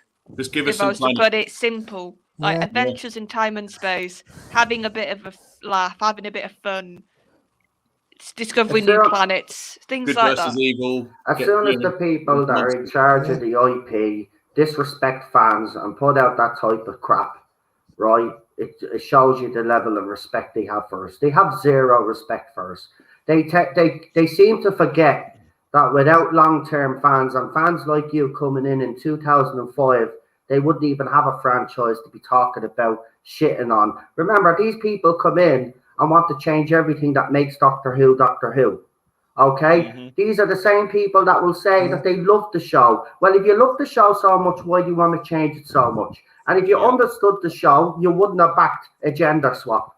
A gender swap was wrong, and it was proven to be wrong. It failed. Now, you can call that sexist all you want, right? The bottom line is this, and it's logical, right? When you have a central character that is over half a century a male, you can't overnight just decide for whatever reason, political reasons or whatever it is, that you're going to change the gender of that character. It's not going to work. There's always going to be a backlash. I had a feminist on Twitter tell me, she thought she was awful. That it undermined, it diminished the great female characters of the companions that have been there for so many years. That it's like they weren't good enough unless they were the Doctor. Yeah, it's like they didn't exist. Yeah, it's like, well, there's always been great female characters in Doctor Who. Why did the Doctor need to become a woman? And it also feeds into this gender thing, which is prevalent today. And it's not right. And she saw that, and she said, like, also that she needs to have to take the role of a man to be valid. It's not right, it undermines. Again, just to reiterate, it undermines like the characters like Sarah Jane and Leela and characters like that. It's like saying, well, they weren't important enough because they weren't the Doctor. Exactly. Yeah, it boggles my mind that we still have. I do think the industry is slowly starting to correct itself now. It's going to take a little while. I'm not saying overnight we're suddenly going to get every show is going to go back to being good. But I do think it's slowly correcting itself. Like from what I've heard about Picard, from other things that I've heard that are not part of my franchise, but I know people who are into those things. Even they're starting to say, God, this show was terrible at one point, but you can see there's an effort now getting put in. That's the vibe I'm getting. But it's so funny that it might be too late. Yeah, but that's what I was going to say. It's so funny that the industry's trying now to correct itself in some sectors, but because we've still got these little clique of weirdos who don't understand, for example, I can watch a show with a male lead and get just as engrossed and connected to that male lead as anything with a female in. Like that does not compute with this little weirdo clique. And the problem is they're still about enough that they've got enough influence that as long as they're still about, we're never going to fully go back to what we had 10, 15 years ago. Especially not with the BBC. No, we need, like I said, luckily there's signs now. I think I think the guy in charge of Warner, he's showing that he wants to make money. He's showing he doesn't care what product it is. If it's bad for the brand, he's not going to let it fly. Like I said, Paramount in general seems to be wanting to fix stuff with Star Trek. We hope with Russell we'll see what happens there. Like there's other things like even Bond. I'm not a Bond person, but the noises they're making sound good. That we're going to keep with a male. Like we're not going to do the gender swap there. Come on, Henry Cavill. No, I don't want him, but that's another topic. Yeah. Really? I don't think Henry will get it now. I'm like you, Sean. I think he'd make a great Bond, but I don't think he'd I get would it. love him to be it. I just think his name's been mentioned so much now. It's like not going to happen. Yeah, potentially. Yeah. I just think he's got all the characteristics that are perfect. He does. For Bond. He does actually. But then again, it's one of those ones where I think he would have more creative control, and I don't think they'd give it to him. But I think Henry. I think him going forward, he's going to try and get producer credits on stuff. That's what I think he's going to be his next. Well, Daniel Craig, in fairness, did get producer credit on his Bond movies, and I think it is a new thing with the franchise when they do bring in a new actor. I think even Pierce Brosnan had his own executive producer role on it, so it's not new. You know, I don't mind Henry. The difference is that Henry Cavill is committed to the roles that he likes. So him getting a producer credit would be good if he did Bond. Whereas with Daniel Craig, who absolutely did not care and even hated being Bond, at least by the end of it, and didn't care and was quite happy to sign off on him being killed off. Spoilers.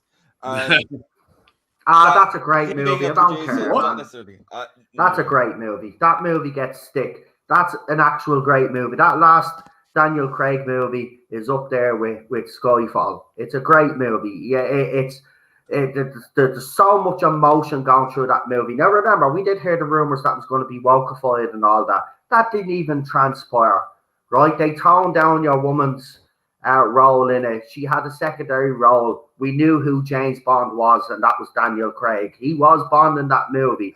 I know some people didn't like the fact that his Bond was killed off, but the way it was done and that twist at the end, so you knew, I won't spoil it for anybody, but well, he dies.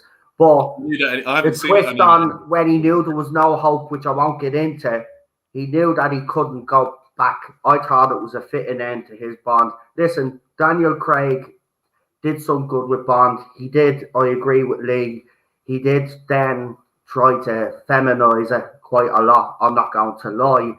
But out of all of those movies, Casino Royale, Skyfall, and the last one are No Time to Die are his three best movies. Definitely. No Time to Die gets too much stick.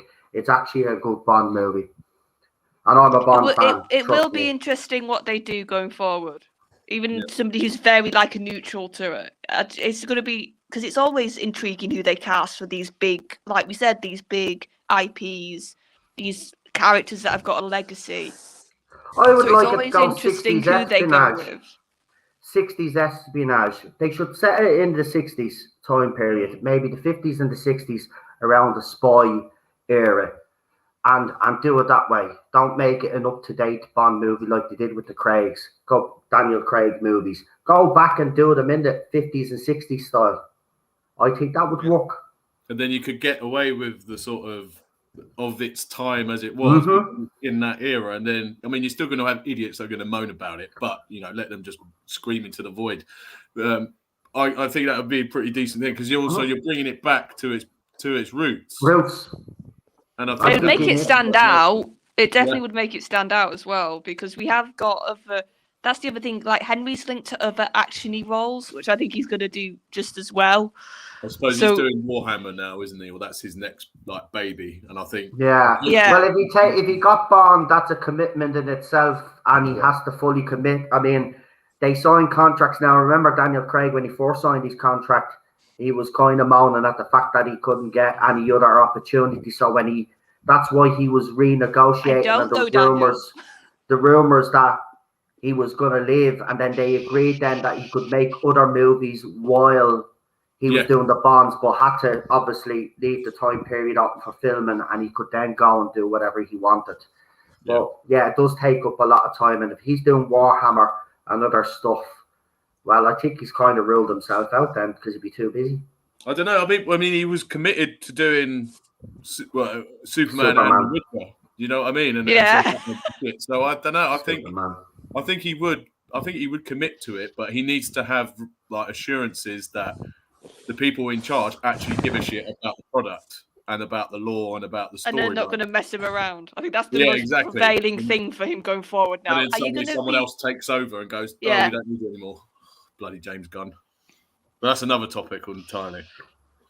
Penelope in there says, can you imagine Jodie Whittaker being cast as the new James Bond? Oh, don't give them any ideas, will you? Oh, Jesus, don't even go there. Don't even go there. You do it in a weird accent. Oh, my. The name is Bond. Jane Bond. Jane Bond, brilliant. Yeah, that horrible accent. Could you imagine her trying to do the walk at the start of the movie and then turn around with a gun? She pointed like the bloody sonic screwdriver. She'd be like, what do we do with this? What do we do with this? Wicked, not scared. I've had an upgrade. Oh, God. Oh, that's funny. To be fair, though, that's the other thing that makes me laugh about BBC, and I can say this because I've got northern parents, right? It's like they're obsessed with people with that accent, but they write them thick.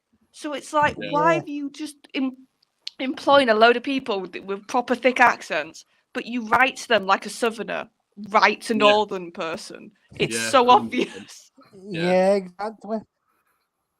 It's mad, man. I tell you. But Charlotte is right, though. We have to acknowledge that some parts of the industry are changing. This is why I'm so dead against people that, fair enough, you didn't like the first 2 seasons of Picard, you have every right to be angry. But when they do get it right, like they have for season 3, and I agree with Lee, I'm a huge Trekkie, right? I mean, I even think Bleeding Voyager is great, and it gets slammed, right? I don't think there's nothing wrong with Voyager, right? But this is by far, right, the best Trek in years. This is so well written, so emotional.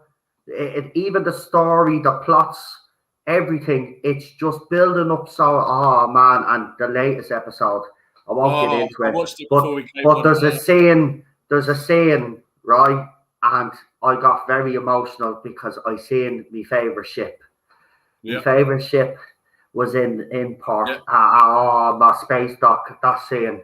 It's almost like, and because I stupidly thought that from the first season was going to be what this season is, which is going to be about Picard and the Next Generation crew, and first 2 episodes was just felt like they set like Star Trek in the Twilight universe. Like there was really like sparkly-eared Romulans, and there was all this weird like dialogue that was just so pretentious, and I just couldn't get on with it. And then the second season, from all accounts, was just as bad, if not worse, than the first. And then the trailer came out for third, and I thought, all right, this is the last chance I'm going to give it. And it's just how it should have been from the start. It's basically the Next Generation season 8. Like, what's going on here? Come on. That trailer, right? I remember the day that trailer dropped, and I had already written off Picard because I'd watched the 4th season and struggled big time. And I only got into, I think it was 4 or 5 episodes into the set, and I just gave up, right? Yeah. When I saw that trailer, I went, oh my God, this actually looks good. And then Dave Cullen and others, Robert Moyer Burnett, big Trekkie heads, Dave Cullen, as you know, is no bullshit artist. He'll come out and say as it is. And then he was saying that this is great. And when Gary said it, it was like, okay, maybe we should check this out. So I gave it a go. I've never listen. This is what Star Trek in the modern day should be, and if they continue this path after this, now I know this is the last season of Picard, but what I'm saying is, if this is the kind of Trek that they're going to deliver from now on, then we're in for some good Trek for years to come. Yep. The only problem is, I just saying it there, Alex Kurtzman was opening his mouth talking about movies and other TV shows, and I'm kind of, he does need to go for fans to fully get on board with this. But if they get in people and they do separate shows, show that they care like they do with Picard, I will support those shows if they continue to entertain us. And this is why I don't like YouTubers dismissing this offhand because they didn't like the first 2 seasons. Yeah. Fair enough, you didn't.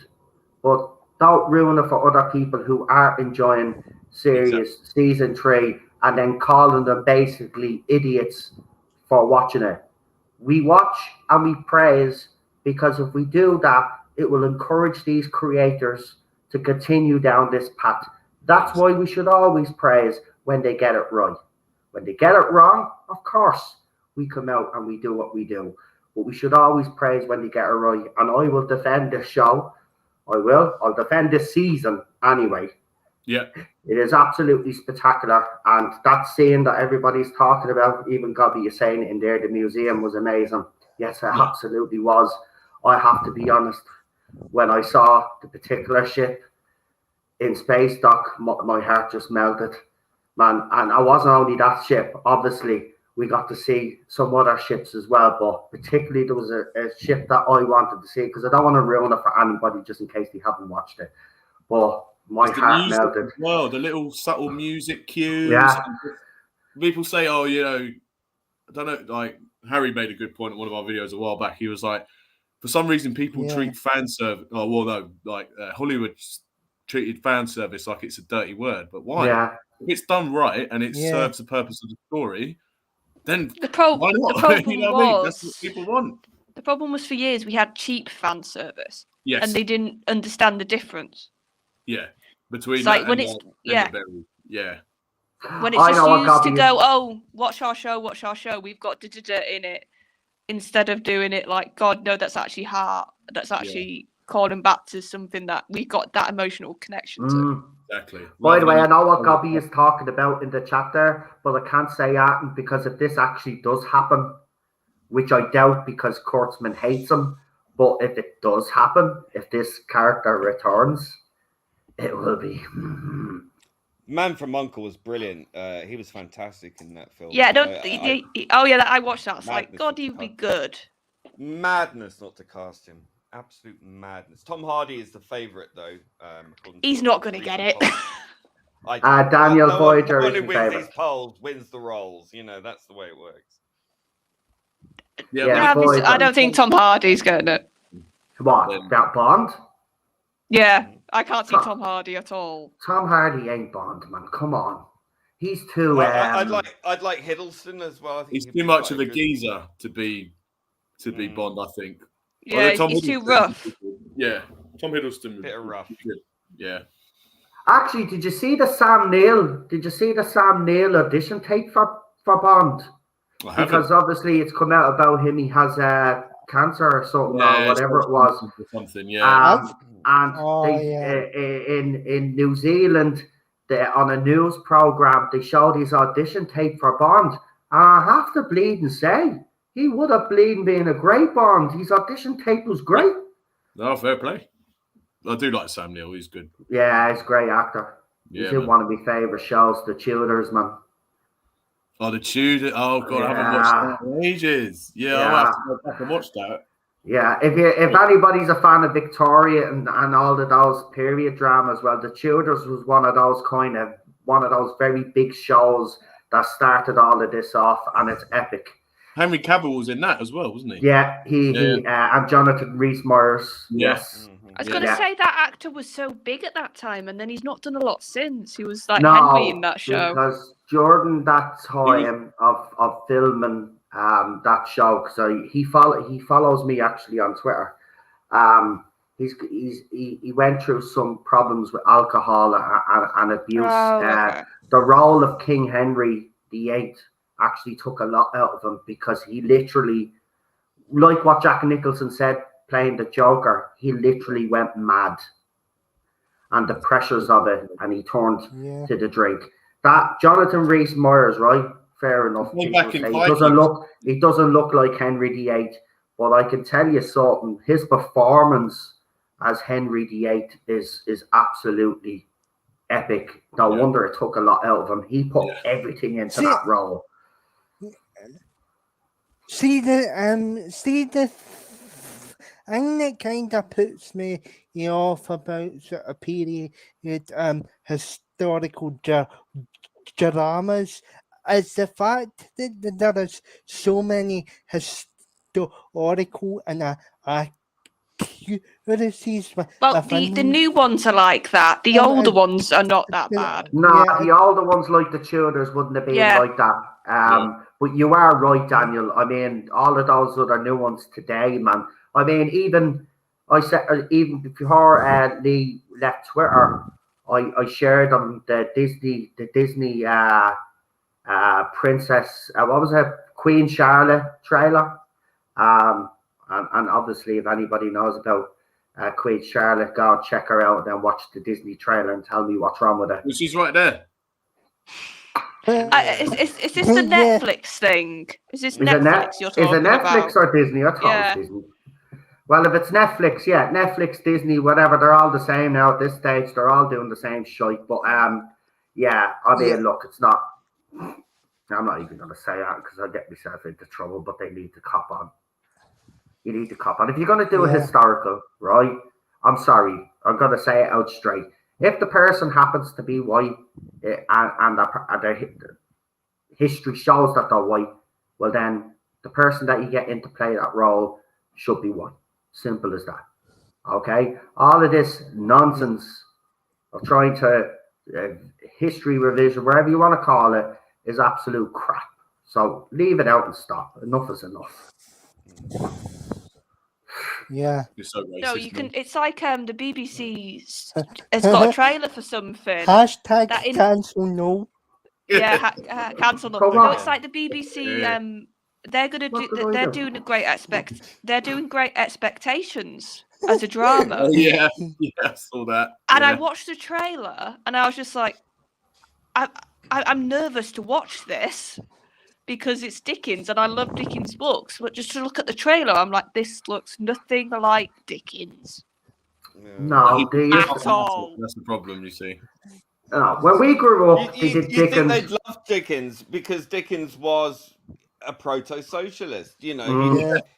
I mean, the thing is with Dickens is that he presented the working class as suffering. But it's revisionist history. Well, yeah, but I mean, even before that, I mean, he was himself a revisionist because industrialization, even though there was a lot of health problems and a lot of, horrible incidents with machineries and so on and so on, the actual living standards for the working class had actually improved. Yeah, because they needed them for work. Yeah. So, of course, they'd have to give them a bit of something. He was already presenting an idea of Victorian London from his, very salubrious middle class tinted glasses. Yeah, so he presented the working class as these poor, downtrodden, horrible sort of people who would these characters presenting a picture of Victorian London about 30 years too late because standards had improved by that point. So the actual Dickens stories are actually a little bit off, a bit off. Really. Yeah, but Godby says it's got bad reviews. I'm not surprised. Like I said, they've been putting the trailer on all week, and I was just like, "Oh." Is this BBC, by the way? Yeah, it's BBC's made. Actually, so hold on. So that's being ratioed, that trailer, and the trailer on Doomsday has also been ratio. It's not a bad. It's not. It's been a bad couple of months for BBC, hasn't it? I mean, they're not really, It's been inspiring about us. Oh yeah, 10 years, especially Yeah. like, especially with this expectations, they've got some big actors in it, so this will not be a cheap production. It's got who won the Oscar a couple of years ago.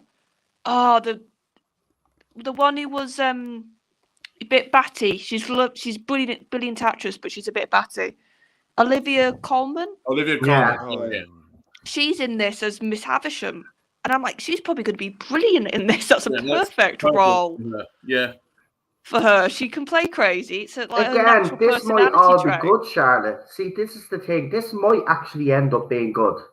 The problem is that when you frame a trailer a certain way and the way it's been, you can see they shoot themselves in the foot almost.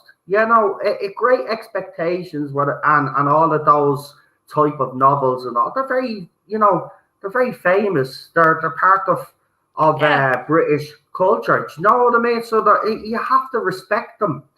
When we grew up, when they did these type of shows, right?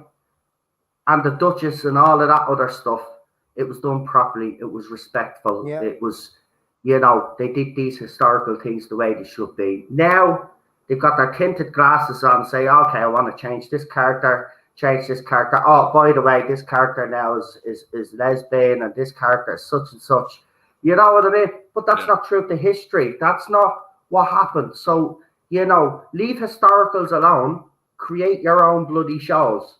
Right, if you wanna do a period drama, do a period drama, but make it a fictional period drama. Leave the history alone. So then we can all ignore that shit. What's the problem? Well, that's what I mean. That's the thing. We're not complaining that they're making it. The problem that we have is they're trying to force us to watch something. Like even on Netflix, you go onto any of those streaming apps, Lee will tell you, they're flogging the crap. Right, you have to actually dig to look for the good on Netflix and all of these other places because they want to flog all the crap like Cuties and all of that other rubbish that we see.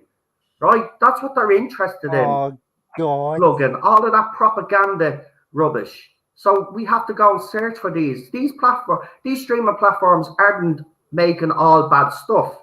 The problem is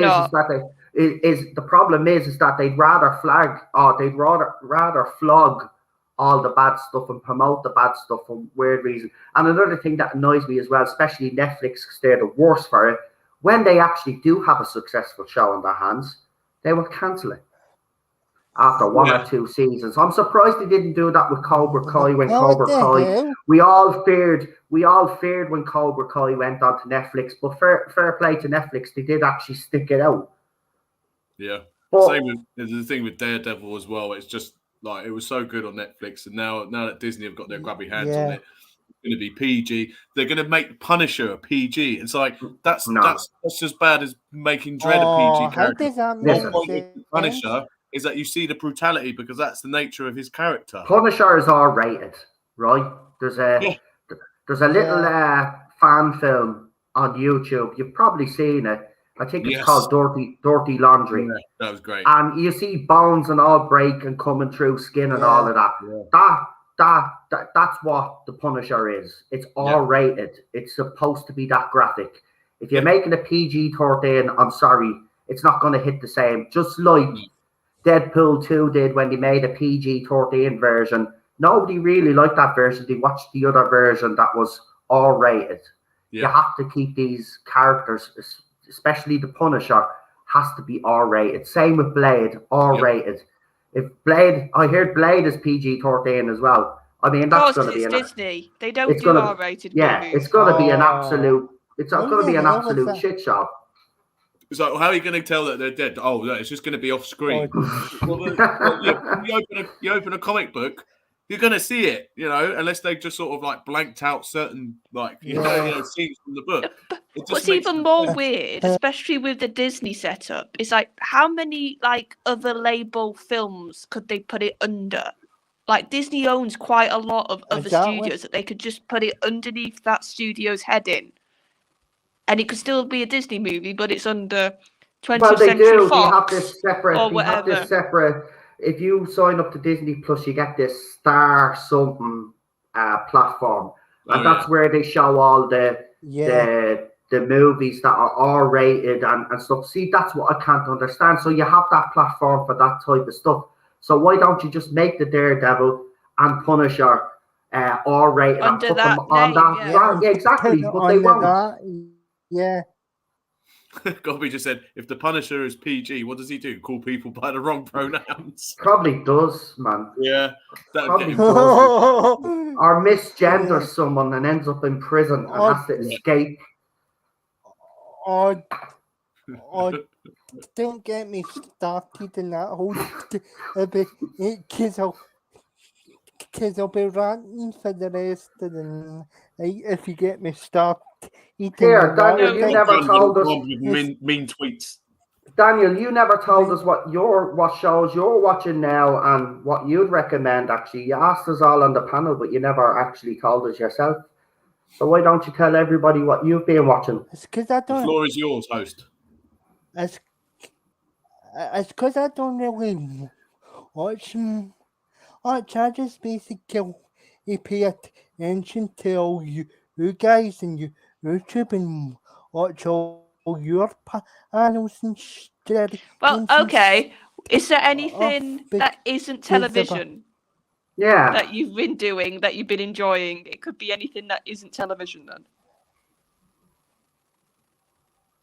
Well, we know you like going to Celtic Park to see Celtic. So, I mean, how is it going there with your team? I mean, pretty good. We've only been eating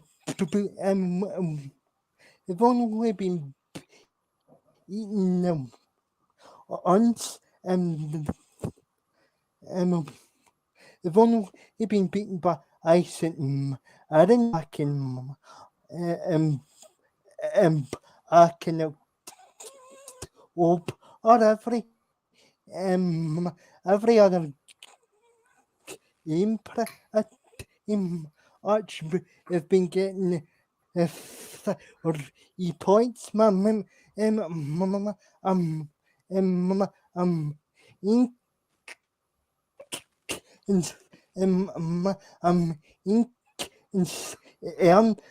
as he will eventually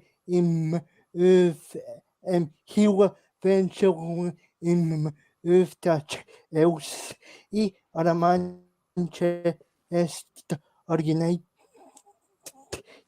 or something like that, because basically it's basically the guy Ange Postecoglou has got me behind my behind my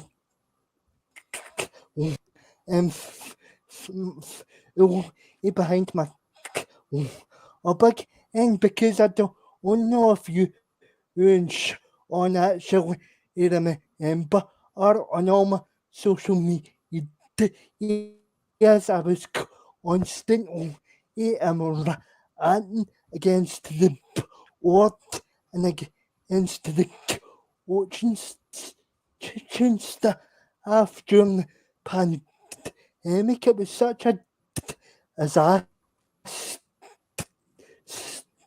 after that season. Still, he's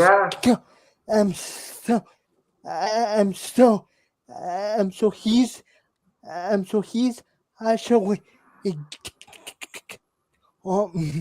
he's got me kind of he's kind of got me belly even and my the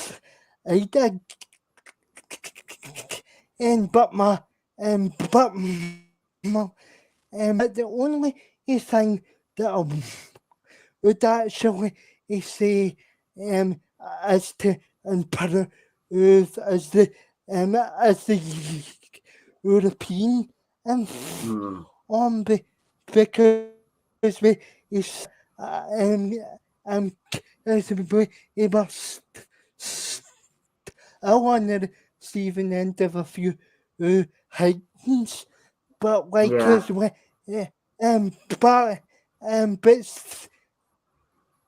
but see, even before dread to beat us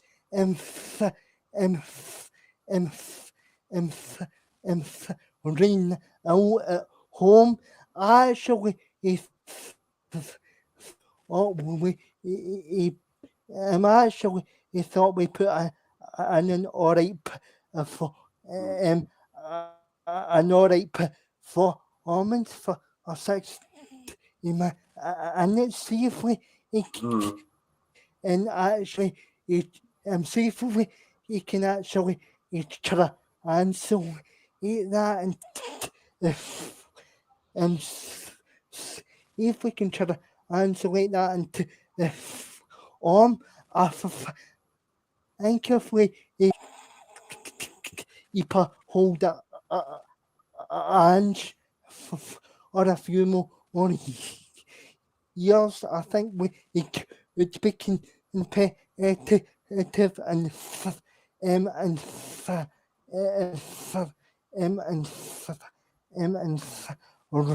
Ash no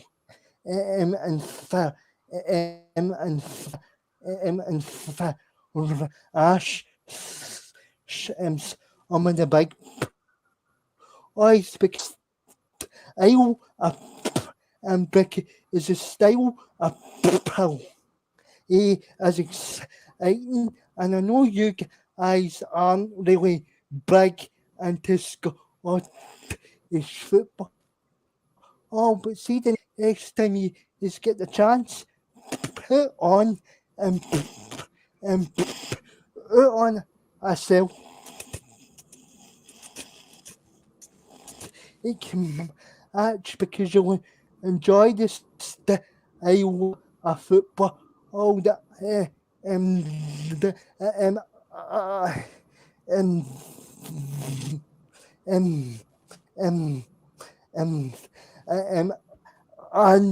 has been out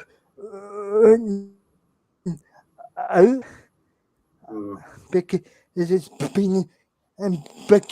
it's been enjoyable. But it can't be any worse than us at the moment, to be honest with you. Well, who do you support again? With me? Yeah. Chelsea. Oh, yeah, I forgot you're a Chelsea man. Yeah. Yeah. I mean, to be fair, it's been awful, but we're still in the Champions League for another round at least until we get Madrid and get a hiding from them. But I'd rather go out to like the best than not. So, you know, we've got nothing to lose. Might as well go for it. I don't know. I find I don't think no one wants to talk about his football team at the moment. Well, at least my football team is actually been Manchester United has actually been doing well. We've actually won a trophy this season. It mightn't be the biggest of trophies, but 7 months in, our manager has done a great job. I don't think he's going anywhere, so I don't think Daniel has nothing to worry about Ange going to United because that Ten Hag is doing such a great job. The Chelsea one is a bit weird. I mean, I thought Graham Potter was a great fit for Chelsea. The problem, I think, is the owner. I think he's brought in a lot of players that Graham Potter wouldn't have necessarily brought in himself. And he's got to work with a team that has been in disarray, has been aging quite a lot. And let's be honest, Chelsea, no offence, have been a bit of a joke the last couple of seasons. You're short of a striker, but yet you have a striker in Italy. Yeah, you should just bring him back. It doesn't matter whether fans like him or not. Yeah, it doesn't matter. It doesn't matter. He's under contract, and if they decided to cancel his loan, he'd have to go back and play for Chelsea. He's screaming out for a striker. You don't have one. The strikers that you've brought in are not good enough. It's as simple as that. Lukaku would get his goals, but Aubameyang should be playing, but Potter doesn't rate him, so he never plays him. but he's a problem in the dressing room anyway. Like we've learned that from Arsenal. And Havertz isn't a number 9, and yet he keeps putting him in the number 9 position. I agree, but I think he has to, because you look at Ten Hag this season as well. He's been playing Weghorst in the number 10 role because he's had to switch things around. I don't know. I think Chelsea fans are a bit rough on Graham Potter. I don't think it's his mess, to be quite honest with you. I think given time, he'll turn it around. But I'm being honest with you, I don't think he's going to be given time. No, I think he might go for Pochettino if he doesn't go back to Tottenham. Or Nagelsmann, the Bayern Munich boss, has just been sacked. He'd be a good fit for Chelsea. Actually, he plays a good style of football as well. I think Potter needs a pre-season to get his team straight, and I think the team that he played against Dortmund worked really well. And I think if you keep tinkering with formations and teams, then it just gives you that it's just too inconsistent. I personally think at the first I thought, okay, cool. He gave Brighton a really good style of football. He pushed them up higher than anyone thought they would do it. But I think he's kind of got the same mindset he had at Brighton. It's like, it doesn't really matter too much if we don't win. Do you know what I mean? Well, the problem that he has is that the structure at Brighton was actually brilliant. The recruitment is actually spot on as well. They're able to bring these young players in, then sell them for 80, 90 million quid. The problem is at Chelsea is you've got a new owner now. He doesn't have the right people in charge. So he's kind of making all the transfer decisions, and then he's expecting the manager who plays a certain style of football to try fit these players into his style of football. Now, in fairness, Potter should probably adapt his game a little bit, but he's not going to do that because he was brought in because of his style of play at Brighton in the first place. So he's kind of it's a catch 22 situation, but and also I just think the biggest mistake we made was getting rid of Marina and Petr Cech, because they knew recruitment and they could actually communicate with other directors of footballs in Europe about like recruitment and stuff, and now it's just I don't know. I mean, we've picked up a bit of a head of steam in the last few games, but I don't know. I don't think it will last long. But we'll see. I personally think he's a little bit out of his depth, but who knows? We'll see by the end of the season if he's still in a job. Yeah, I doubt it, but we'll see. If he doesn't get Champions League, he'll be gone.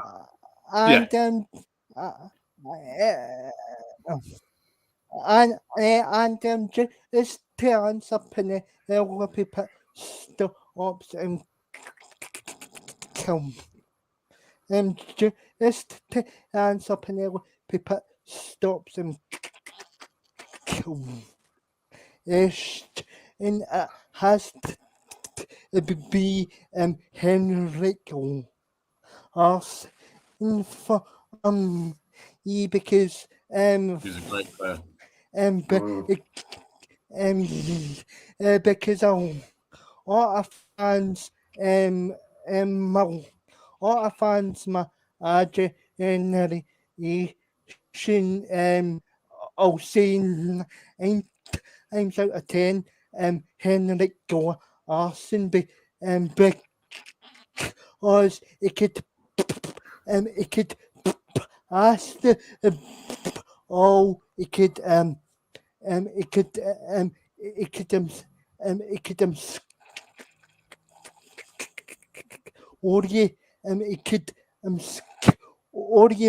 a season amount of goals a season, and also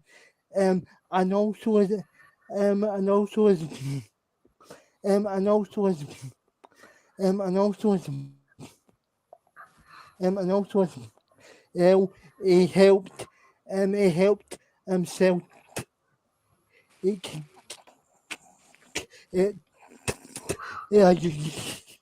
European final. Ultimately, he came up a bit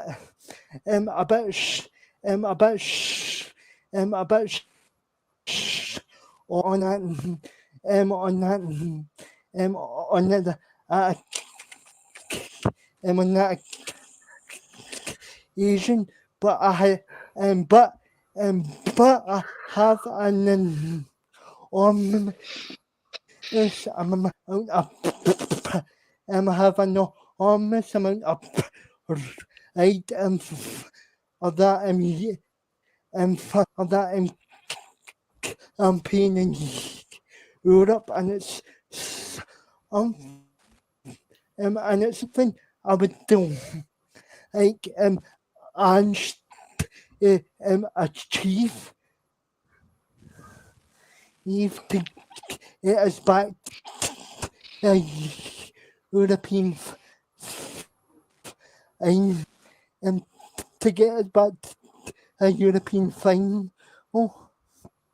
Yeah. He's had some epic games against Barcelona years ago.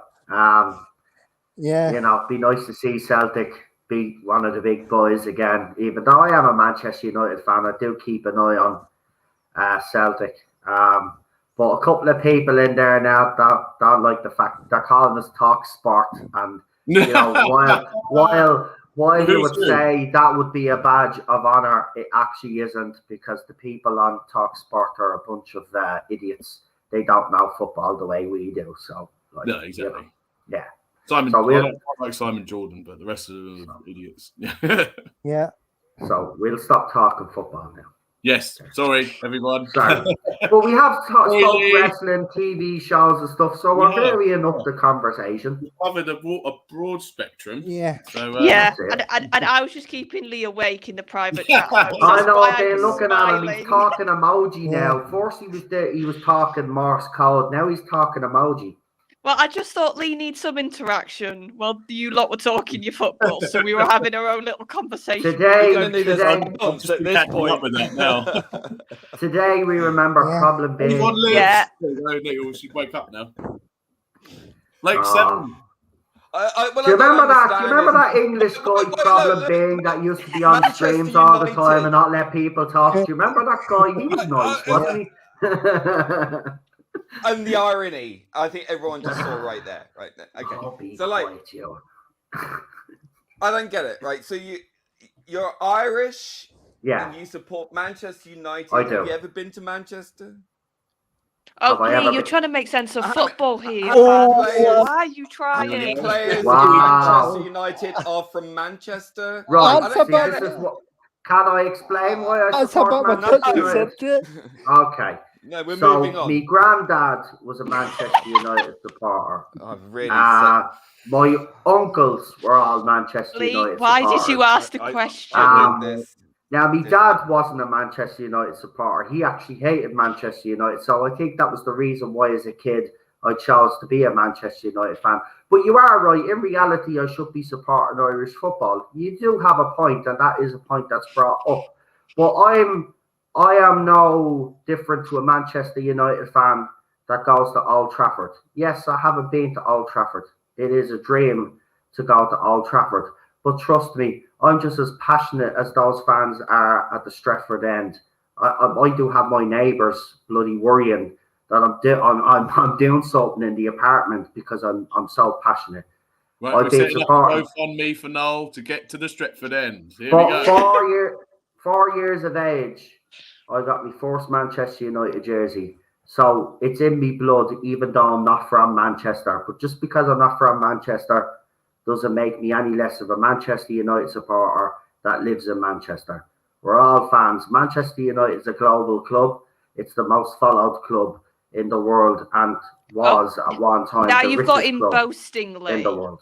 So we're about to become the richest club in the world again and become unstoppable. So I'm going to have an arrogance about me now over the next couple of years because I'm going to win everything. So, you know, Sean and Chelsea, City and all of those things will be blown away in a couple of years because Ten Hag's going to win everything, right? So moving on. So yeah, I will go to answer your question. No, I haven't been to Old Trafford, but I will go to Old Trafford. But how dare you even suggest? I know what you're trying with that every question. Man United fan ever. Right? I fucking love that club. Oh, What's the number? God. Anyway, no more football Oh, talk. Who's that Celtics best painful. goalkeeper? No more questions. No more questions about. Actually, does blocking anybody you have from the any chat. questions to ask the panel? That would be actually a good idea, wouldn't it? Well, I have about 10 minutes until I have to go. Right. No. So questions would have to be I now need if to we're see doing your appointment, so I'll questions. be right back. Anyway, Questions kinda from disappointed. the chat to Charlotte first. Shut up, you. You've had your turn. nah, you upset me now. Well, it doesn't take much. Let's be honest. You hurt me feelings. It would be odd if you two Don't didn't have fall any out on feelings. stream. Let's be fair. In fairness, I know he's only ribbing me. Or was he? No, I was, sticking needles in a poppet. Oh, look at him slacking me off there now with Celtic 1, Man United now. Yeah. How many European Cups of Celtic? Oh, Oh, no, really? no, look, Charlotte's got 10 minutes. Coming to slide not- Daniel started it. No, he didn't. Look what he put up That's on a the figment of your screen. imagination. No, it's not there. It didn't happen. I don't see it. What are you talking about? No, not real. Ah. Not real. No. Okay. Moving swiftly on. Yeah. Anyway, that was a good result, Yeah. please. I love how the chat's quiet now. Yeah, because they're bored. Like, you all They're chatting bored. They're crying. They're dying inside. Yeah, sort of. They're in pain. So if anybody get any questions for the panel? Hello. Yeah, you have We to- now have a you Sean back. have to have a seance. Oh no, you're still talking football chat? No. Chris, I'm going to slap you. Oh, Jesus Christ. Okay, Oh. Eric Cantona. Only messing. Oh, Oh, for God's sake. Now, as I couldn't list the name, and I have loads. I'm not Wake going up, to. people in the chat. Wake up. I was going to It's say, I over. think you have literally put them all to sleep. They've been quite busy Gianfranco tonight. Zola is mine. Gianfranco Zola, He was a good player. Yeah. amazing. I Just voted. the skill he had. My favorite. I swear to God. Well, nobody. When you ask a I'll question, vote- then to get the panel going, then because nobody in the chat is doing it. So give us a I question, and we'll voted. change the Said my subject. favorite. In Doctor Who wrestling crossover, which Doctor Who would you cast? Says the Zach. There you go. Wrestling question for Sean and Daniel there in relation to Doctor Who. I'd probably. I would cast Peter Capaldi because he could probably- use he could call attack eyebrows as like a finishing move. I was going to say Pertwee. Jodie Whittaker, because she could defeat her enemy by putting them to sleep. Badgering them to death.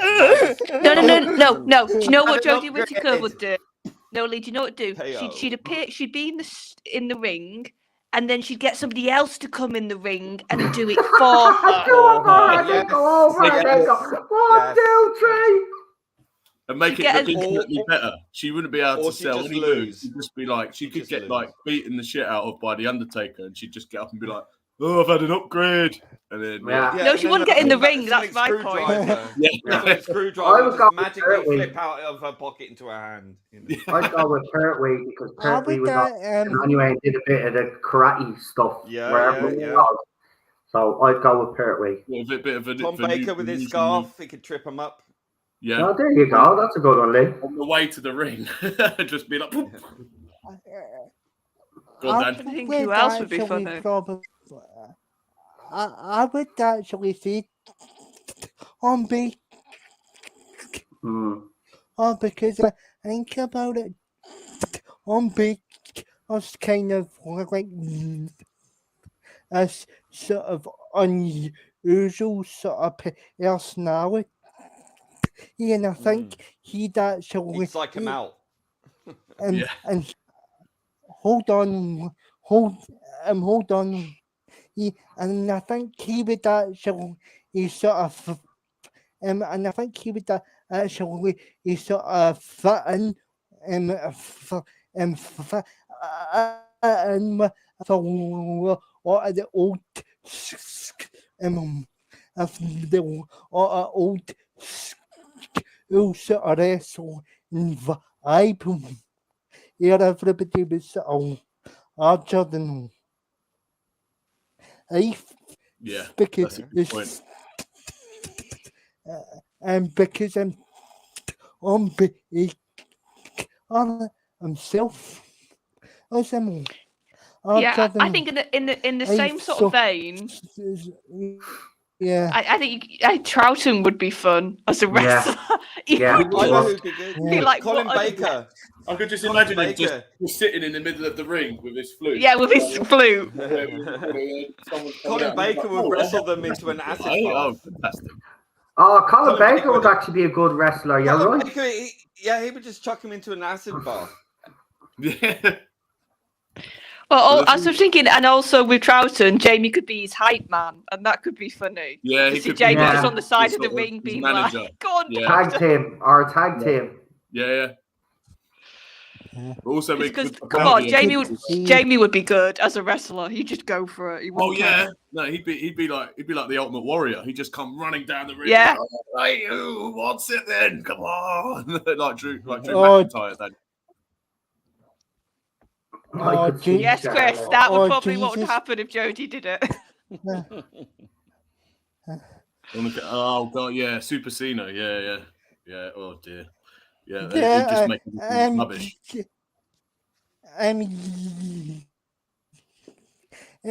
Sean's favourite tag, Sean's ideal tag team partner would be Randy Orton.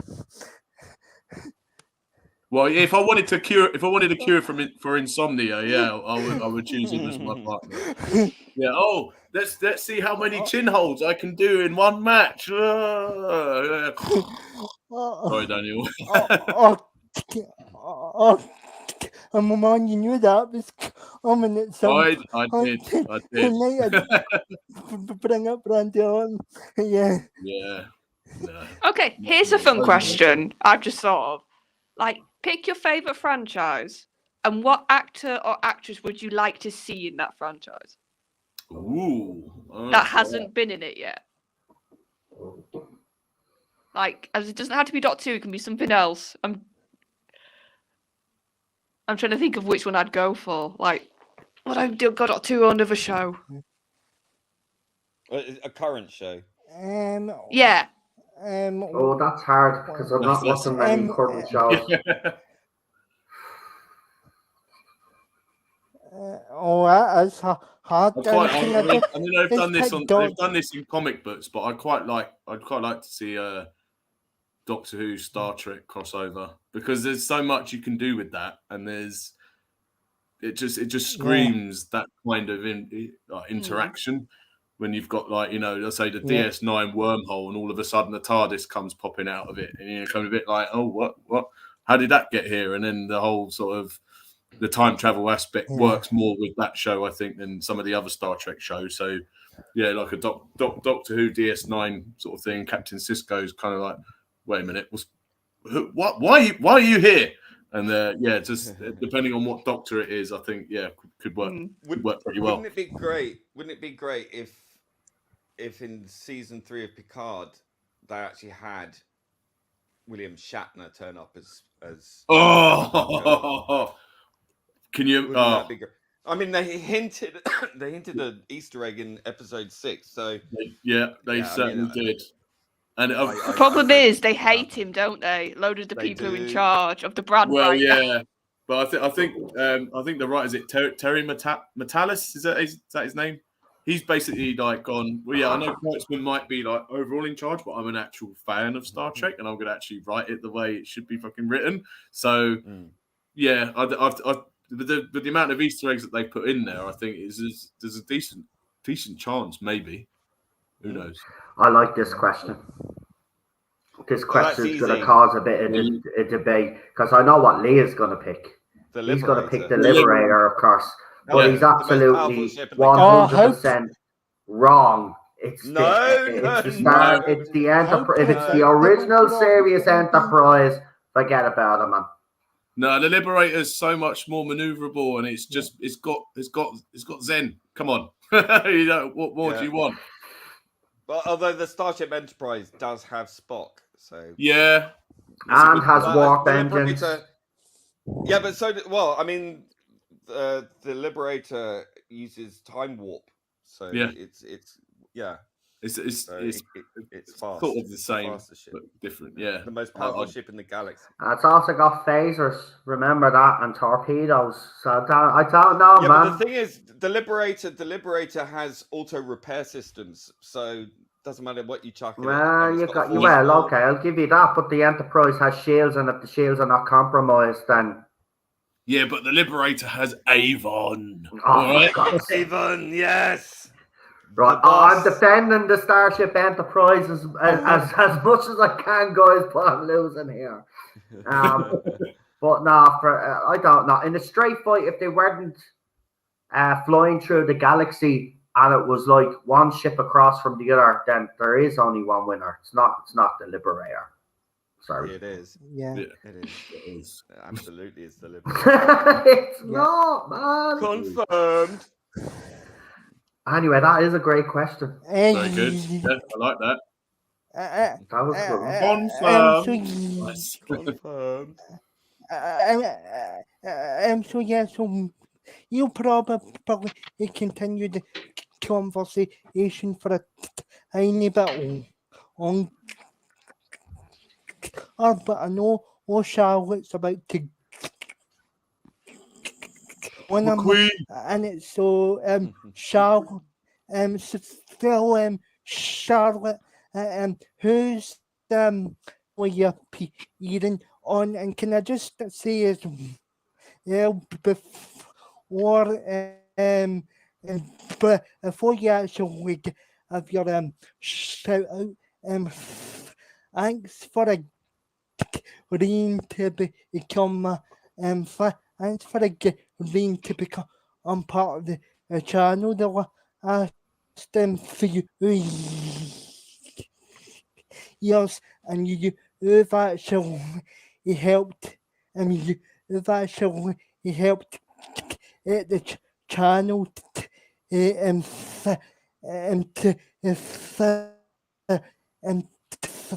or 300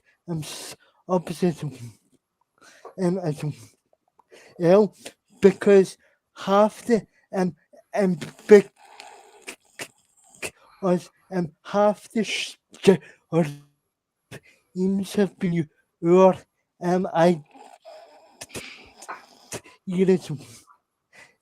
so so thanks very much for all your heart for all your help over the past few years with of the channel, because that big is that the probable yes is that probably yes running the Tower Cup always. Yes, Daniel, also, Daniel, thanks very you would have. much. I've had to say a few Yeah. times, stop being daft. Yeah, just Yeah. just get on with it. You'll be fine. Yeah. Like Yeah. sort of that in a yeah. long format.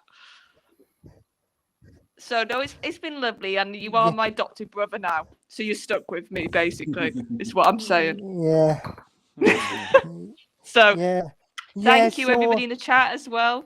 You've been lovely as always. Yes, so you're just quick of your channel shout outs, as I know Yep. you appear in a couple of channels, so who So you'll see appearing on? you'll see me with Noel for New Who watch-alongs and discussions with Classic and New Who. And you'll see me on Type 40, both on, can I get this in camera? Type 40 Live. And we had quite a lively show Yeah. on Thursday because we were tearing apart the current That was state of the great. show. So if you want to hear a lot of us get steam off and vent quite a lot, because then it's shockingly doing really well, that stream as well. It was quite funny as well. We were meant to talk about Unit on Thursday night. We were meant to have a special Unit event show, and that went out the window very quickly. Something usurped it somewhat. Yeah, so thank you for everybody who's viewed that when it really didn't go to plan, but it was still a really good stream. So you'll catch me on Type 40 Live, and we have got some more event stuff planned about certain doctors and certain themes to tie into the 60th. And you'll catch me on Type 40 Podcasts when Dan wants to do some reviews. We've got some reviews planned as well going forward, and just general news stuff. So you'll catch me there. And thank you for every lovely stream, Daniel, because I do adore being on them with you. So, good night. Yeah. Right, Charlotte. No, Nine. So, hail to Charlotte. yeah. That's it. Yeah. Yeah, well, like, and as I said, that is my honest offer out it, because Charlotte has been on a lot for the channel behind the scenes, and I'm not actually bullshitting when I say that. She actually has came up with a lot of the channel direction and streams and stuff,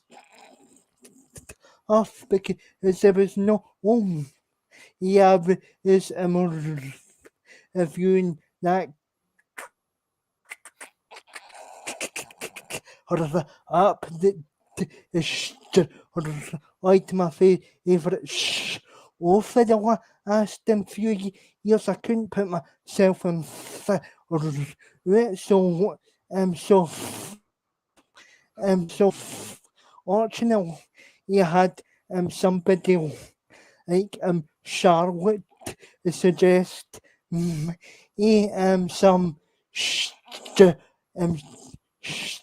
or aims for the channel, and like she's been a big part of my job on the channel. I can we have as Sean and like Rob Ian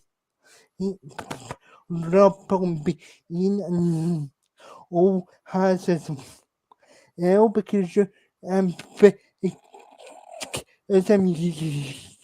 you guys actually is also something in me, and yeah, like, and he's all encouraged me to continue to do the channel for as long as I have. So you guys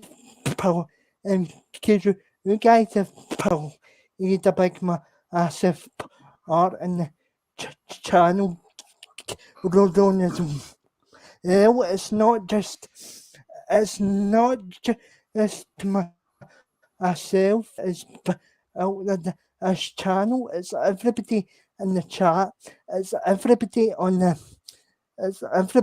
the panel, and every guest that I've had on the chat. Thanks very much, guys, for all the shout outs and stuff.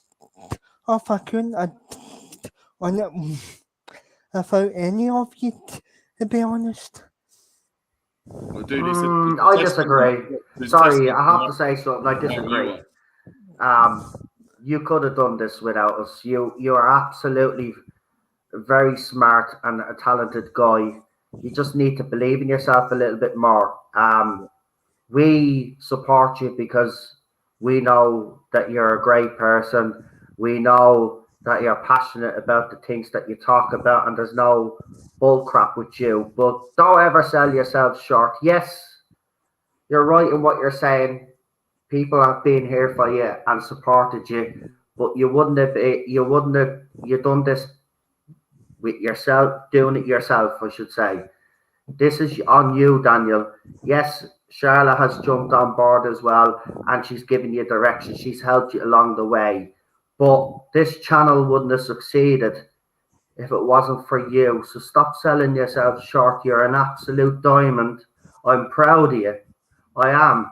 From Cheers. where you started off to where you are now, you should be proud of yourself. You've come a long way. I am proud of you, and I'm glad you've reached this milestone. And I'm pretty sure you'll reach the next big milestone without a shadow of a doubt. You keep being who you are and doing what you enjoy doing, and having the people around you that support you, you will do very well. And you have done very well. Don't ever sell yourself short. You've done this just as much as Queen Charlotte, and she will even admit that, and us supporting you. At the end of the day, you're such a lovely bloke. I've known you for over 5 years now. I mean, 50 subs, 52 subs, or whatever it was when you became a subscriber. You've been with me along with my journey. I'm now with you along in your journey, and I wish you the best of luck, man. You are an absolute diamond, and you need my one bit of advice I'd give you is what Charlotte said. Yeah.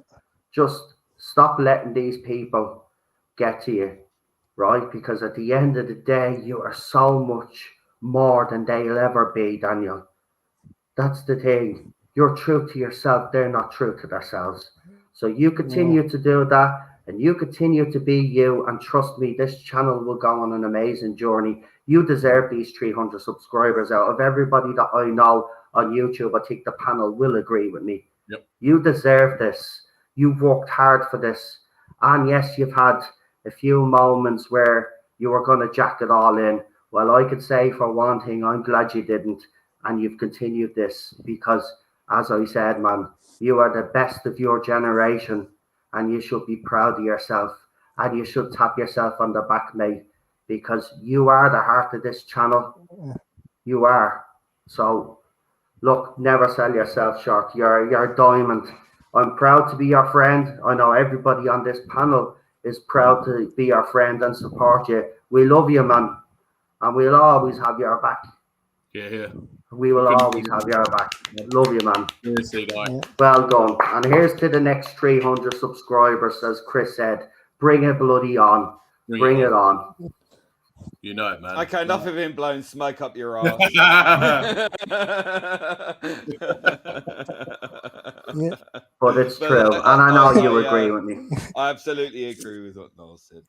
Wholeheartedly, man. Like, just with everything, you're, like I said earlier, you're a credit to every fandom you're in, whether it be Doctor Who, whether it be wrestling, football. Your passion just shows through so much, and it goes back to the very first call from when you were doing the call-ins, Noel, back in the day. And yeah. The first call that I heard from you, Daniel, and I was like, this dude gets it. Man. I love his humour. He's just like, it's pish. No frills. It was just so like, yeah. And then when I found out that you like wrestling as well, I was like, dude, this is my brother from another mother, man. You know what I mean? He was just everything. I have to say, I remember when he first came on, he was very excitable, and he was so trying to get his opinion across, like, and you could see the passion in him. It's infectious. I mean, look at. They are still to this day, and no disrespect to everything that we've done on my channel since then, but those phone-ins, those early days for me are the best days, to be quite honest with you, because I had nothing, nobody that was following me at that, and I was using a bloody mobile phone to do me streams on. That's how bad it was. And then I came up with this crazy idea to use me phone through Messenger to let people phone in, and I put the phone up against the speaker. That's how primitive it was. But they were the good old days. And he was there from that time. And when I saw his passion, like we always do on my channel, we encourage people to go and set up their own channel. He did, and he's here now. And as I said, mate, you should be proud of yourself. You've come a long way. 100%, and it's an absolute honor to just be in your just be on this stream here, celebrating it with you, man, because you deserve it. And you like from day one, even like when me and you talked privately, and there was like, you know, when my daughter was ill a little while ago, and you kind of, I didn't even say anything, but you just kind of, you messaged me out of the blue. It was like, is everything okay, mate? And I was explaining to you, and you were like, "Yeah, I kind of had a feeling something was up," and it was just things like that. Just take it beyond just like He does that with me. Yeah. He Yeah. does that with me a lot. If he thinks that I'm upset because he's seen something that I wrote on Twitter, Yeah. he'll come and he'll send me a message on Messenger to see if I'm okay. I mean, he's genuine. And listen, don't get a big head because we are blowing smoke up your ass and money messing. Get a big head because you actually bloody deserve it. You've come a long way. But seriously, he's that kind of person. He's caring. He's passionate about what he does, and you can tell that he's genuinely involved in everything And that he's you said, fierce wrestling, football. as fuck. Yes. He takes no crap now. In the early days, now he was a bit, and he'll admit this, he let things get to him, but he's gotten a lot better at that. He doesn't take crap Bigger, anymore. bolder, better. He's even he defends himself, and he'll stand his corner, and I'm proud of him. I'm proud of him because a couple of years ago he wouldn't have done that, but he's gotten the confidence because things are going well. He believes in himself, and you should believe in yourself a little bit more, Daniel, because seriously, it's not easy to run a YouTube channel. People think it's easy to get in front of a camera and express yourself. It's not. It's not. It takes a lot. It takes a lot. So, you know, as I said, you should be very proud of yourself because I know I am. I know Lee is proud of you. I know Sean's proud of you. I know Charlotte and everybody else in the chat is. You're an absolute credit to your generation. I just wish more of your generation were like you, because then we wouldn't probably be in the mess that we're in now. But fair play to you. Congratulations, man. Well Here's to 1,000. Let's really dream. Let's get him to 1,000 subscribers. Yeah, he deserves it. I think you get more chance yourself to take him up, and in the champions, so you can next season. Self doubt. Listen for a minute, right? Did I ever think I'd get to 1,000 subscribers? No. Did I ever think I'd get to 2,000 subscribers? No. Right? But here's the thing. Sometimes your channel's just on a roll, and yours is. This is 300 subscriber celebration. You're already on 306 now, apparently. Right? So you gained another 6 subscribers. Okay? So you can dream, right? And it's a possibility of getting there. Never doubt and never say never, as Disaster Area said. Listen, with enough people supporting you, retweeting your streams and all of that, we will get you up there. And we'll get you back on my channel again. We won't talk about the show that you don't want to talk about, but we'll talk about other stuff, but I'll get you on so you can start promoting yourself and getting yourself out there. And if other people out there have YouTube channels as well, you know, Daniel's a good guest to bring on. He's very passionate, as you've seen. If you've got any spaces available for him, give him a shout and bring him on, and you know, get him out there in the fandom and help him along because he does deserve it. Oh, it's 308 now. And there you go. And overtaking us in a minute. And to be totally honest with you as well, Sean, like the Triple H, I'm still in the week. Oh, I love that stream. That was the best. I put almost I put almost like a rep and that stream like old my cheese paper I've used almost me. He had to just basically his song. Is actually he searched a lot of stuff that we didn't even get to, and we didn't even get to add it into the stream because I remember when you asked at the time, and you said, and you said, and you said, just what you can, and it turned out to be one of my favourite streams I did on the channel, except for the Right. bit with That means a lot, man. I really appreciate that. except for the bit where you said ran you up in the shit. He's not going to let you live that down. No, I wasn't expecting that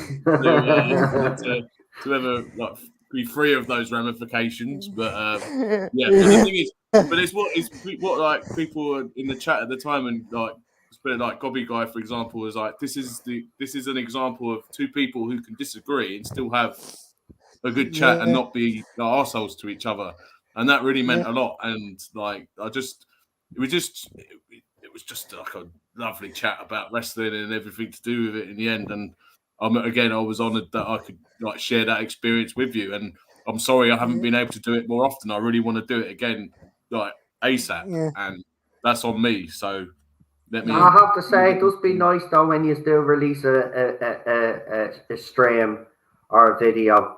I know you don't do it that often, Sean, but you've kind of explained backstage the reasons for that.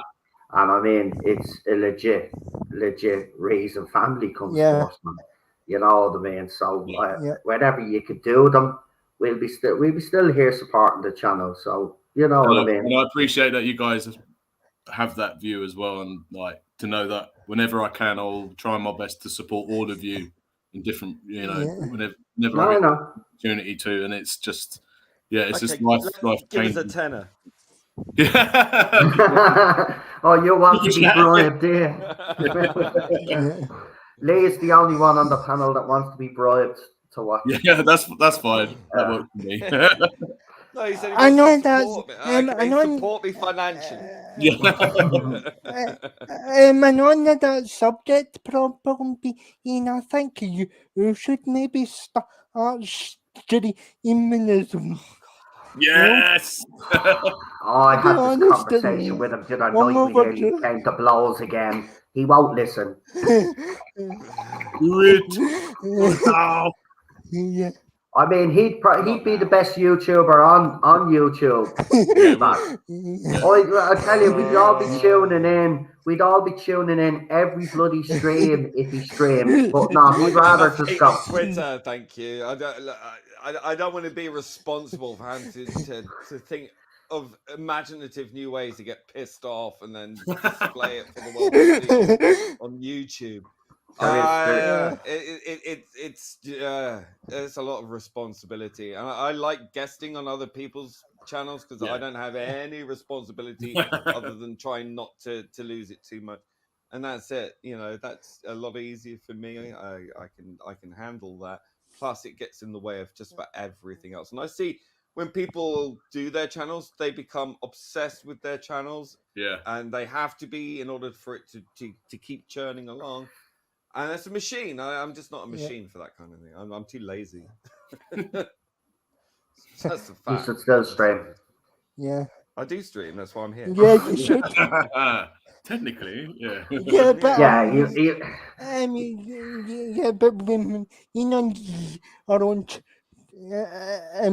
If I get banned on Twitter all the time, what do you think is going to happen to me on YouTube? Well, if you use alternative words, mate, you could easily navigate YouTube. But you're not good at that, just like I'm not. So we're both screwed. Yeah, it's like tights, but it could be like Saturday night stockings or something like that. Yeah, less controversial though. Yeah. What? Yeah, and I was gonna pee on their chest. God, yeah. I eventually caught up, and it was just like. Yeah, I can't believe that happened. To be quite honest with you.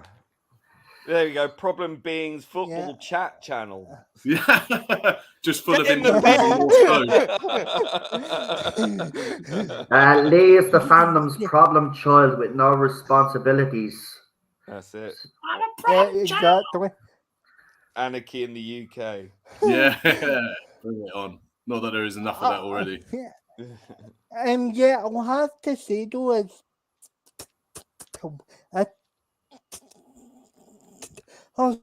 been a little orange essential. After what always, I always kind of like from what the scene you put the idiots in the. Oh, it's beautiful. It really is. 'Cause it's like there's no comeback. There's no comeback from Lee's They flawless try. logic. And yet they still They try in vain. And it's just like, no. Yeah, but it takes its toll on Lee. I mean, Lee will openly discuss it, but it takes its toll on him. I mean, Yeah, of course. we're living in 2023, and this is the reality of the situation. Being a gay man in society is a dangerous thing now.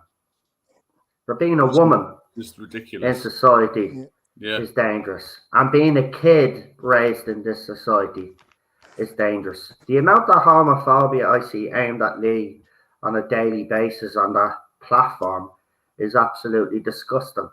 Yeah. From people that go around with taglines, be kind, and all of this other nonsense.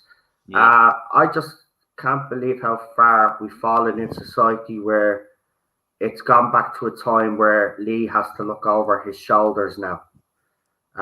Nobody in society should be feeling like that, but that's where we are now.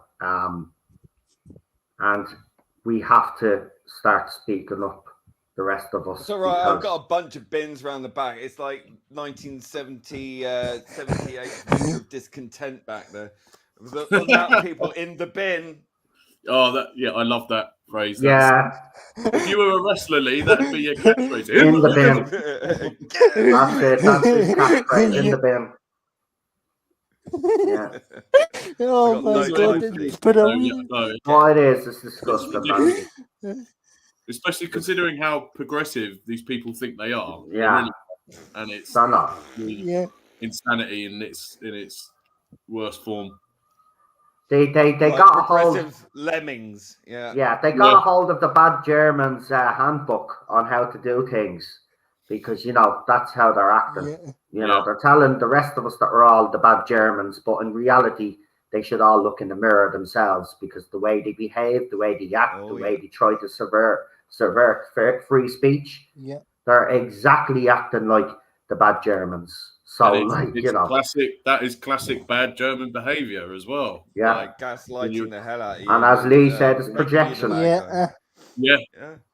They It's demonize the Jews in exactly the same way. And it's like when Mussolini said, "Nothing. The state is everything. Nothing outside the state. Nothing against the state. Everything within the state." I mean, if you replace the word state with LGBTQ+. It's the same thing. Yeah. It's the same thing. Just dressed up in some weird colours. It's it's just not. Yeah. It's LGBT Quislings. It's gone ridiculous. And I'll have to, and I have to say as well, thanks again for the two other albums who's at the start of my life. I've started games because I really appreciate the trail. I really do appreciate the trail of the game. Them for the channels. Us and enjoy all the titles for channel, and for me to have my own, and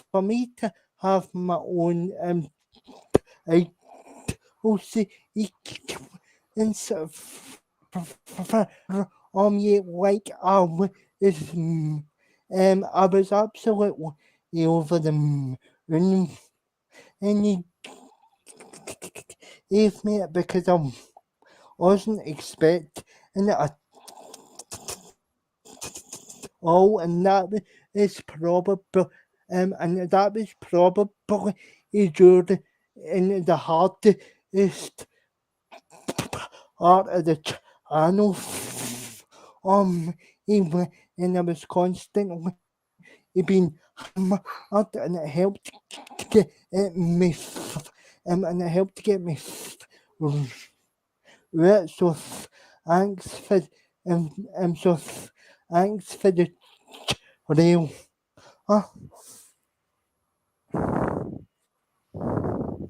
Yeah, well done, Lee. You're welcome. Yeah.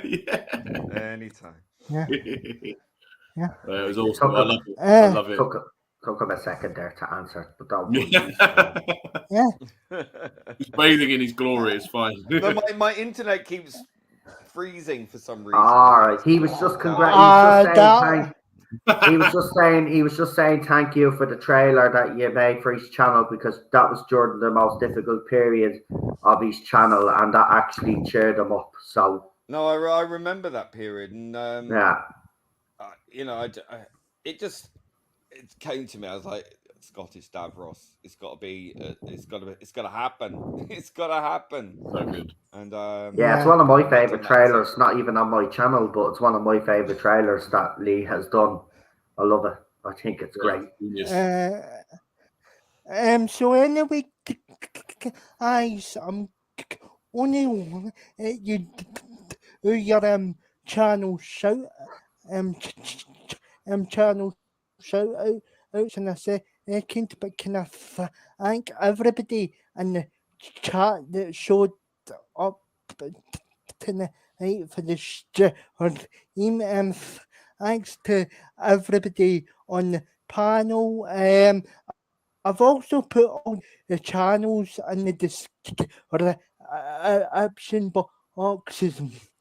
The stream, but I'll let everybody do the outs.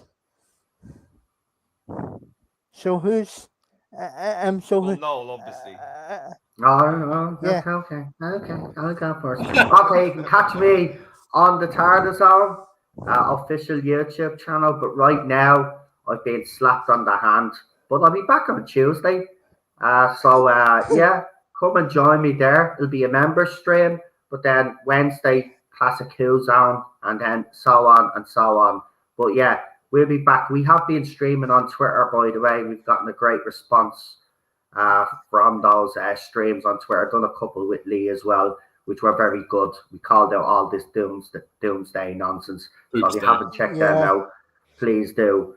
But that's it, really. Unless you want to follow me on Twitter, at Noel's on. And it's TARDIS Noel, I think, on Instagram. So there you go. Thank you.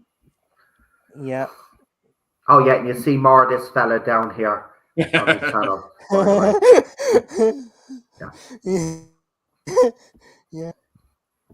I know. Well, I'm Sean from Nerdaholics, and it's gone from 2 to 5 of us now, and we're sort of branching out a little bit. Harry's doing his Warhammer painting videos, and Tom's doing like more sort of gaming stuff, and we're trying to get back into doing we did like a random live stream a few months ago because, as usual, we got a bit pissed and decided it was a good idea at the time. It actually was. I watched it. It was funny as hell, man. You're hilarious when you're drunk, by the way. Just want to point that out. Thank you very much. That's a sort of part of the name itself. And if you go back to the archives, we've got reactions to like bad movies that are good in terms of so bad they're good, aka Sharknado. Doom Annihilation's another one.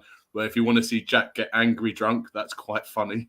And follow us at Nerdaholics1 on Twitter. And thank you, Daniel, for an amazing stream. And congratulations on 300 subs, mate. You fully deserve it. Hey. Thank you.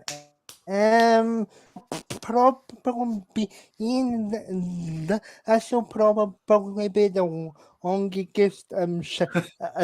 So Oh my so god. yeah, you. Wow. Good thing I opened a new beer. So Wow. I'll have to get myself Saving the best till last. Our boy has really grown, hasn't he? Right, massive little shit.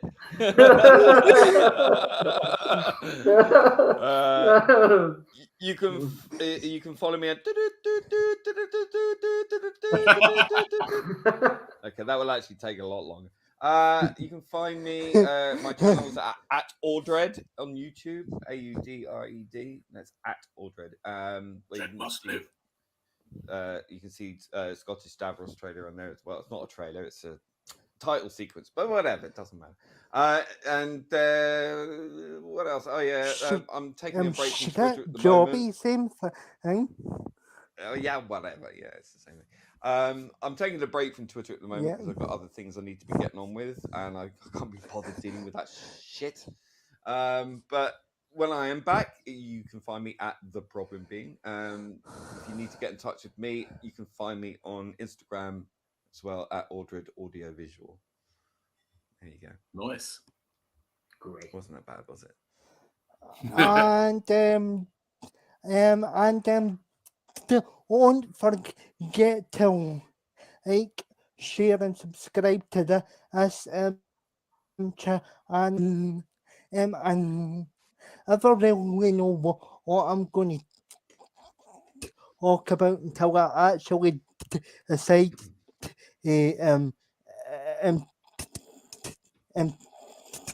up whatever you or a stream, but I hope to have eventually get on back on to another wrestling instead of the name at some point, because I think it's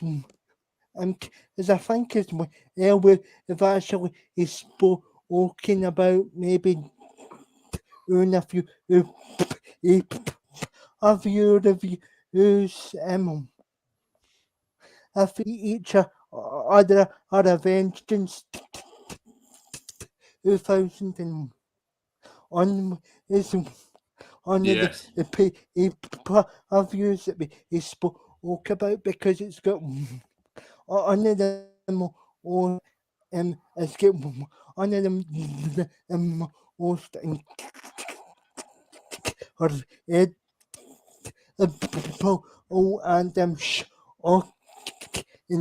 and in that of views as well. So yeah, so as soon as one's available,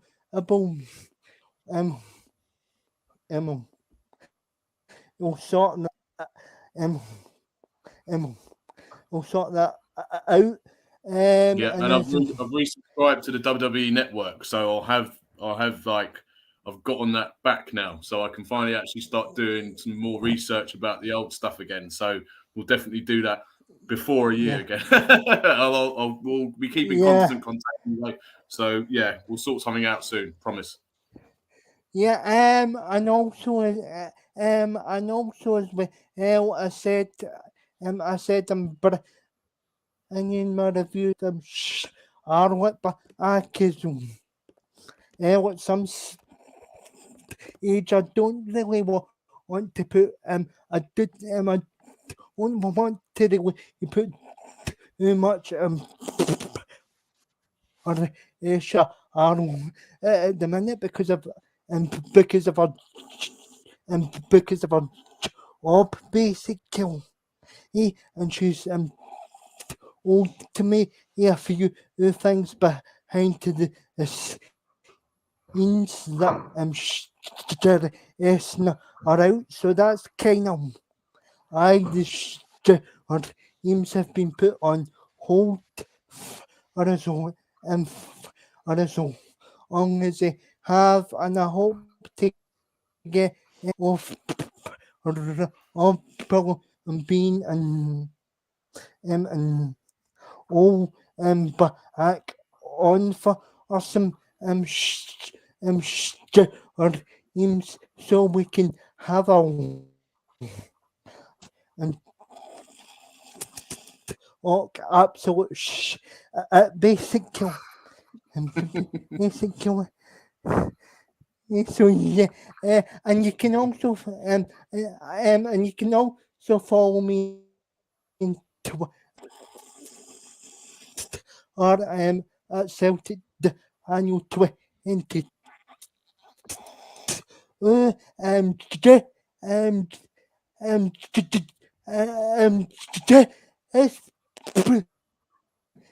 just just just to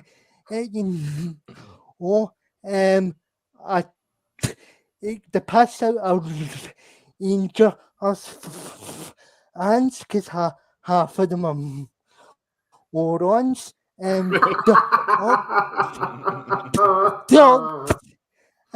I knew this was coming. or or who is officially it is also so it's 63 to 63 eating and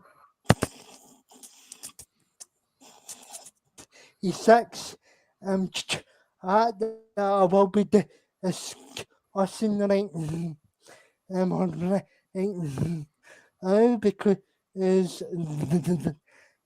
because that he pushed the other is right and the fan so if you are interested in any of the or and subscribe to the account and I'll see you over I'll see you over very soon. Here's the channel today and thanks to the panelists on joining me on the chat and Cheers, guys. See you. Have a good one. Thanks for tuning in. We really appreciate it.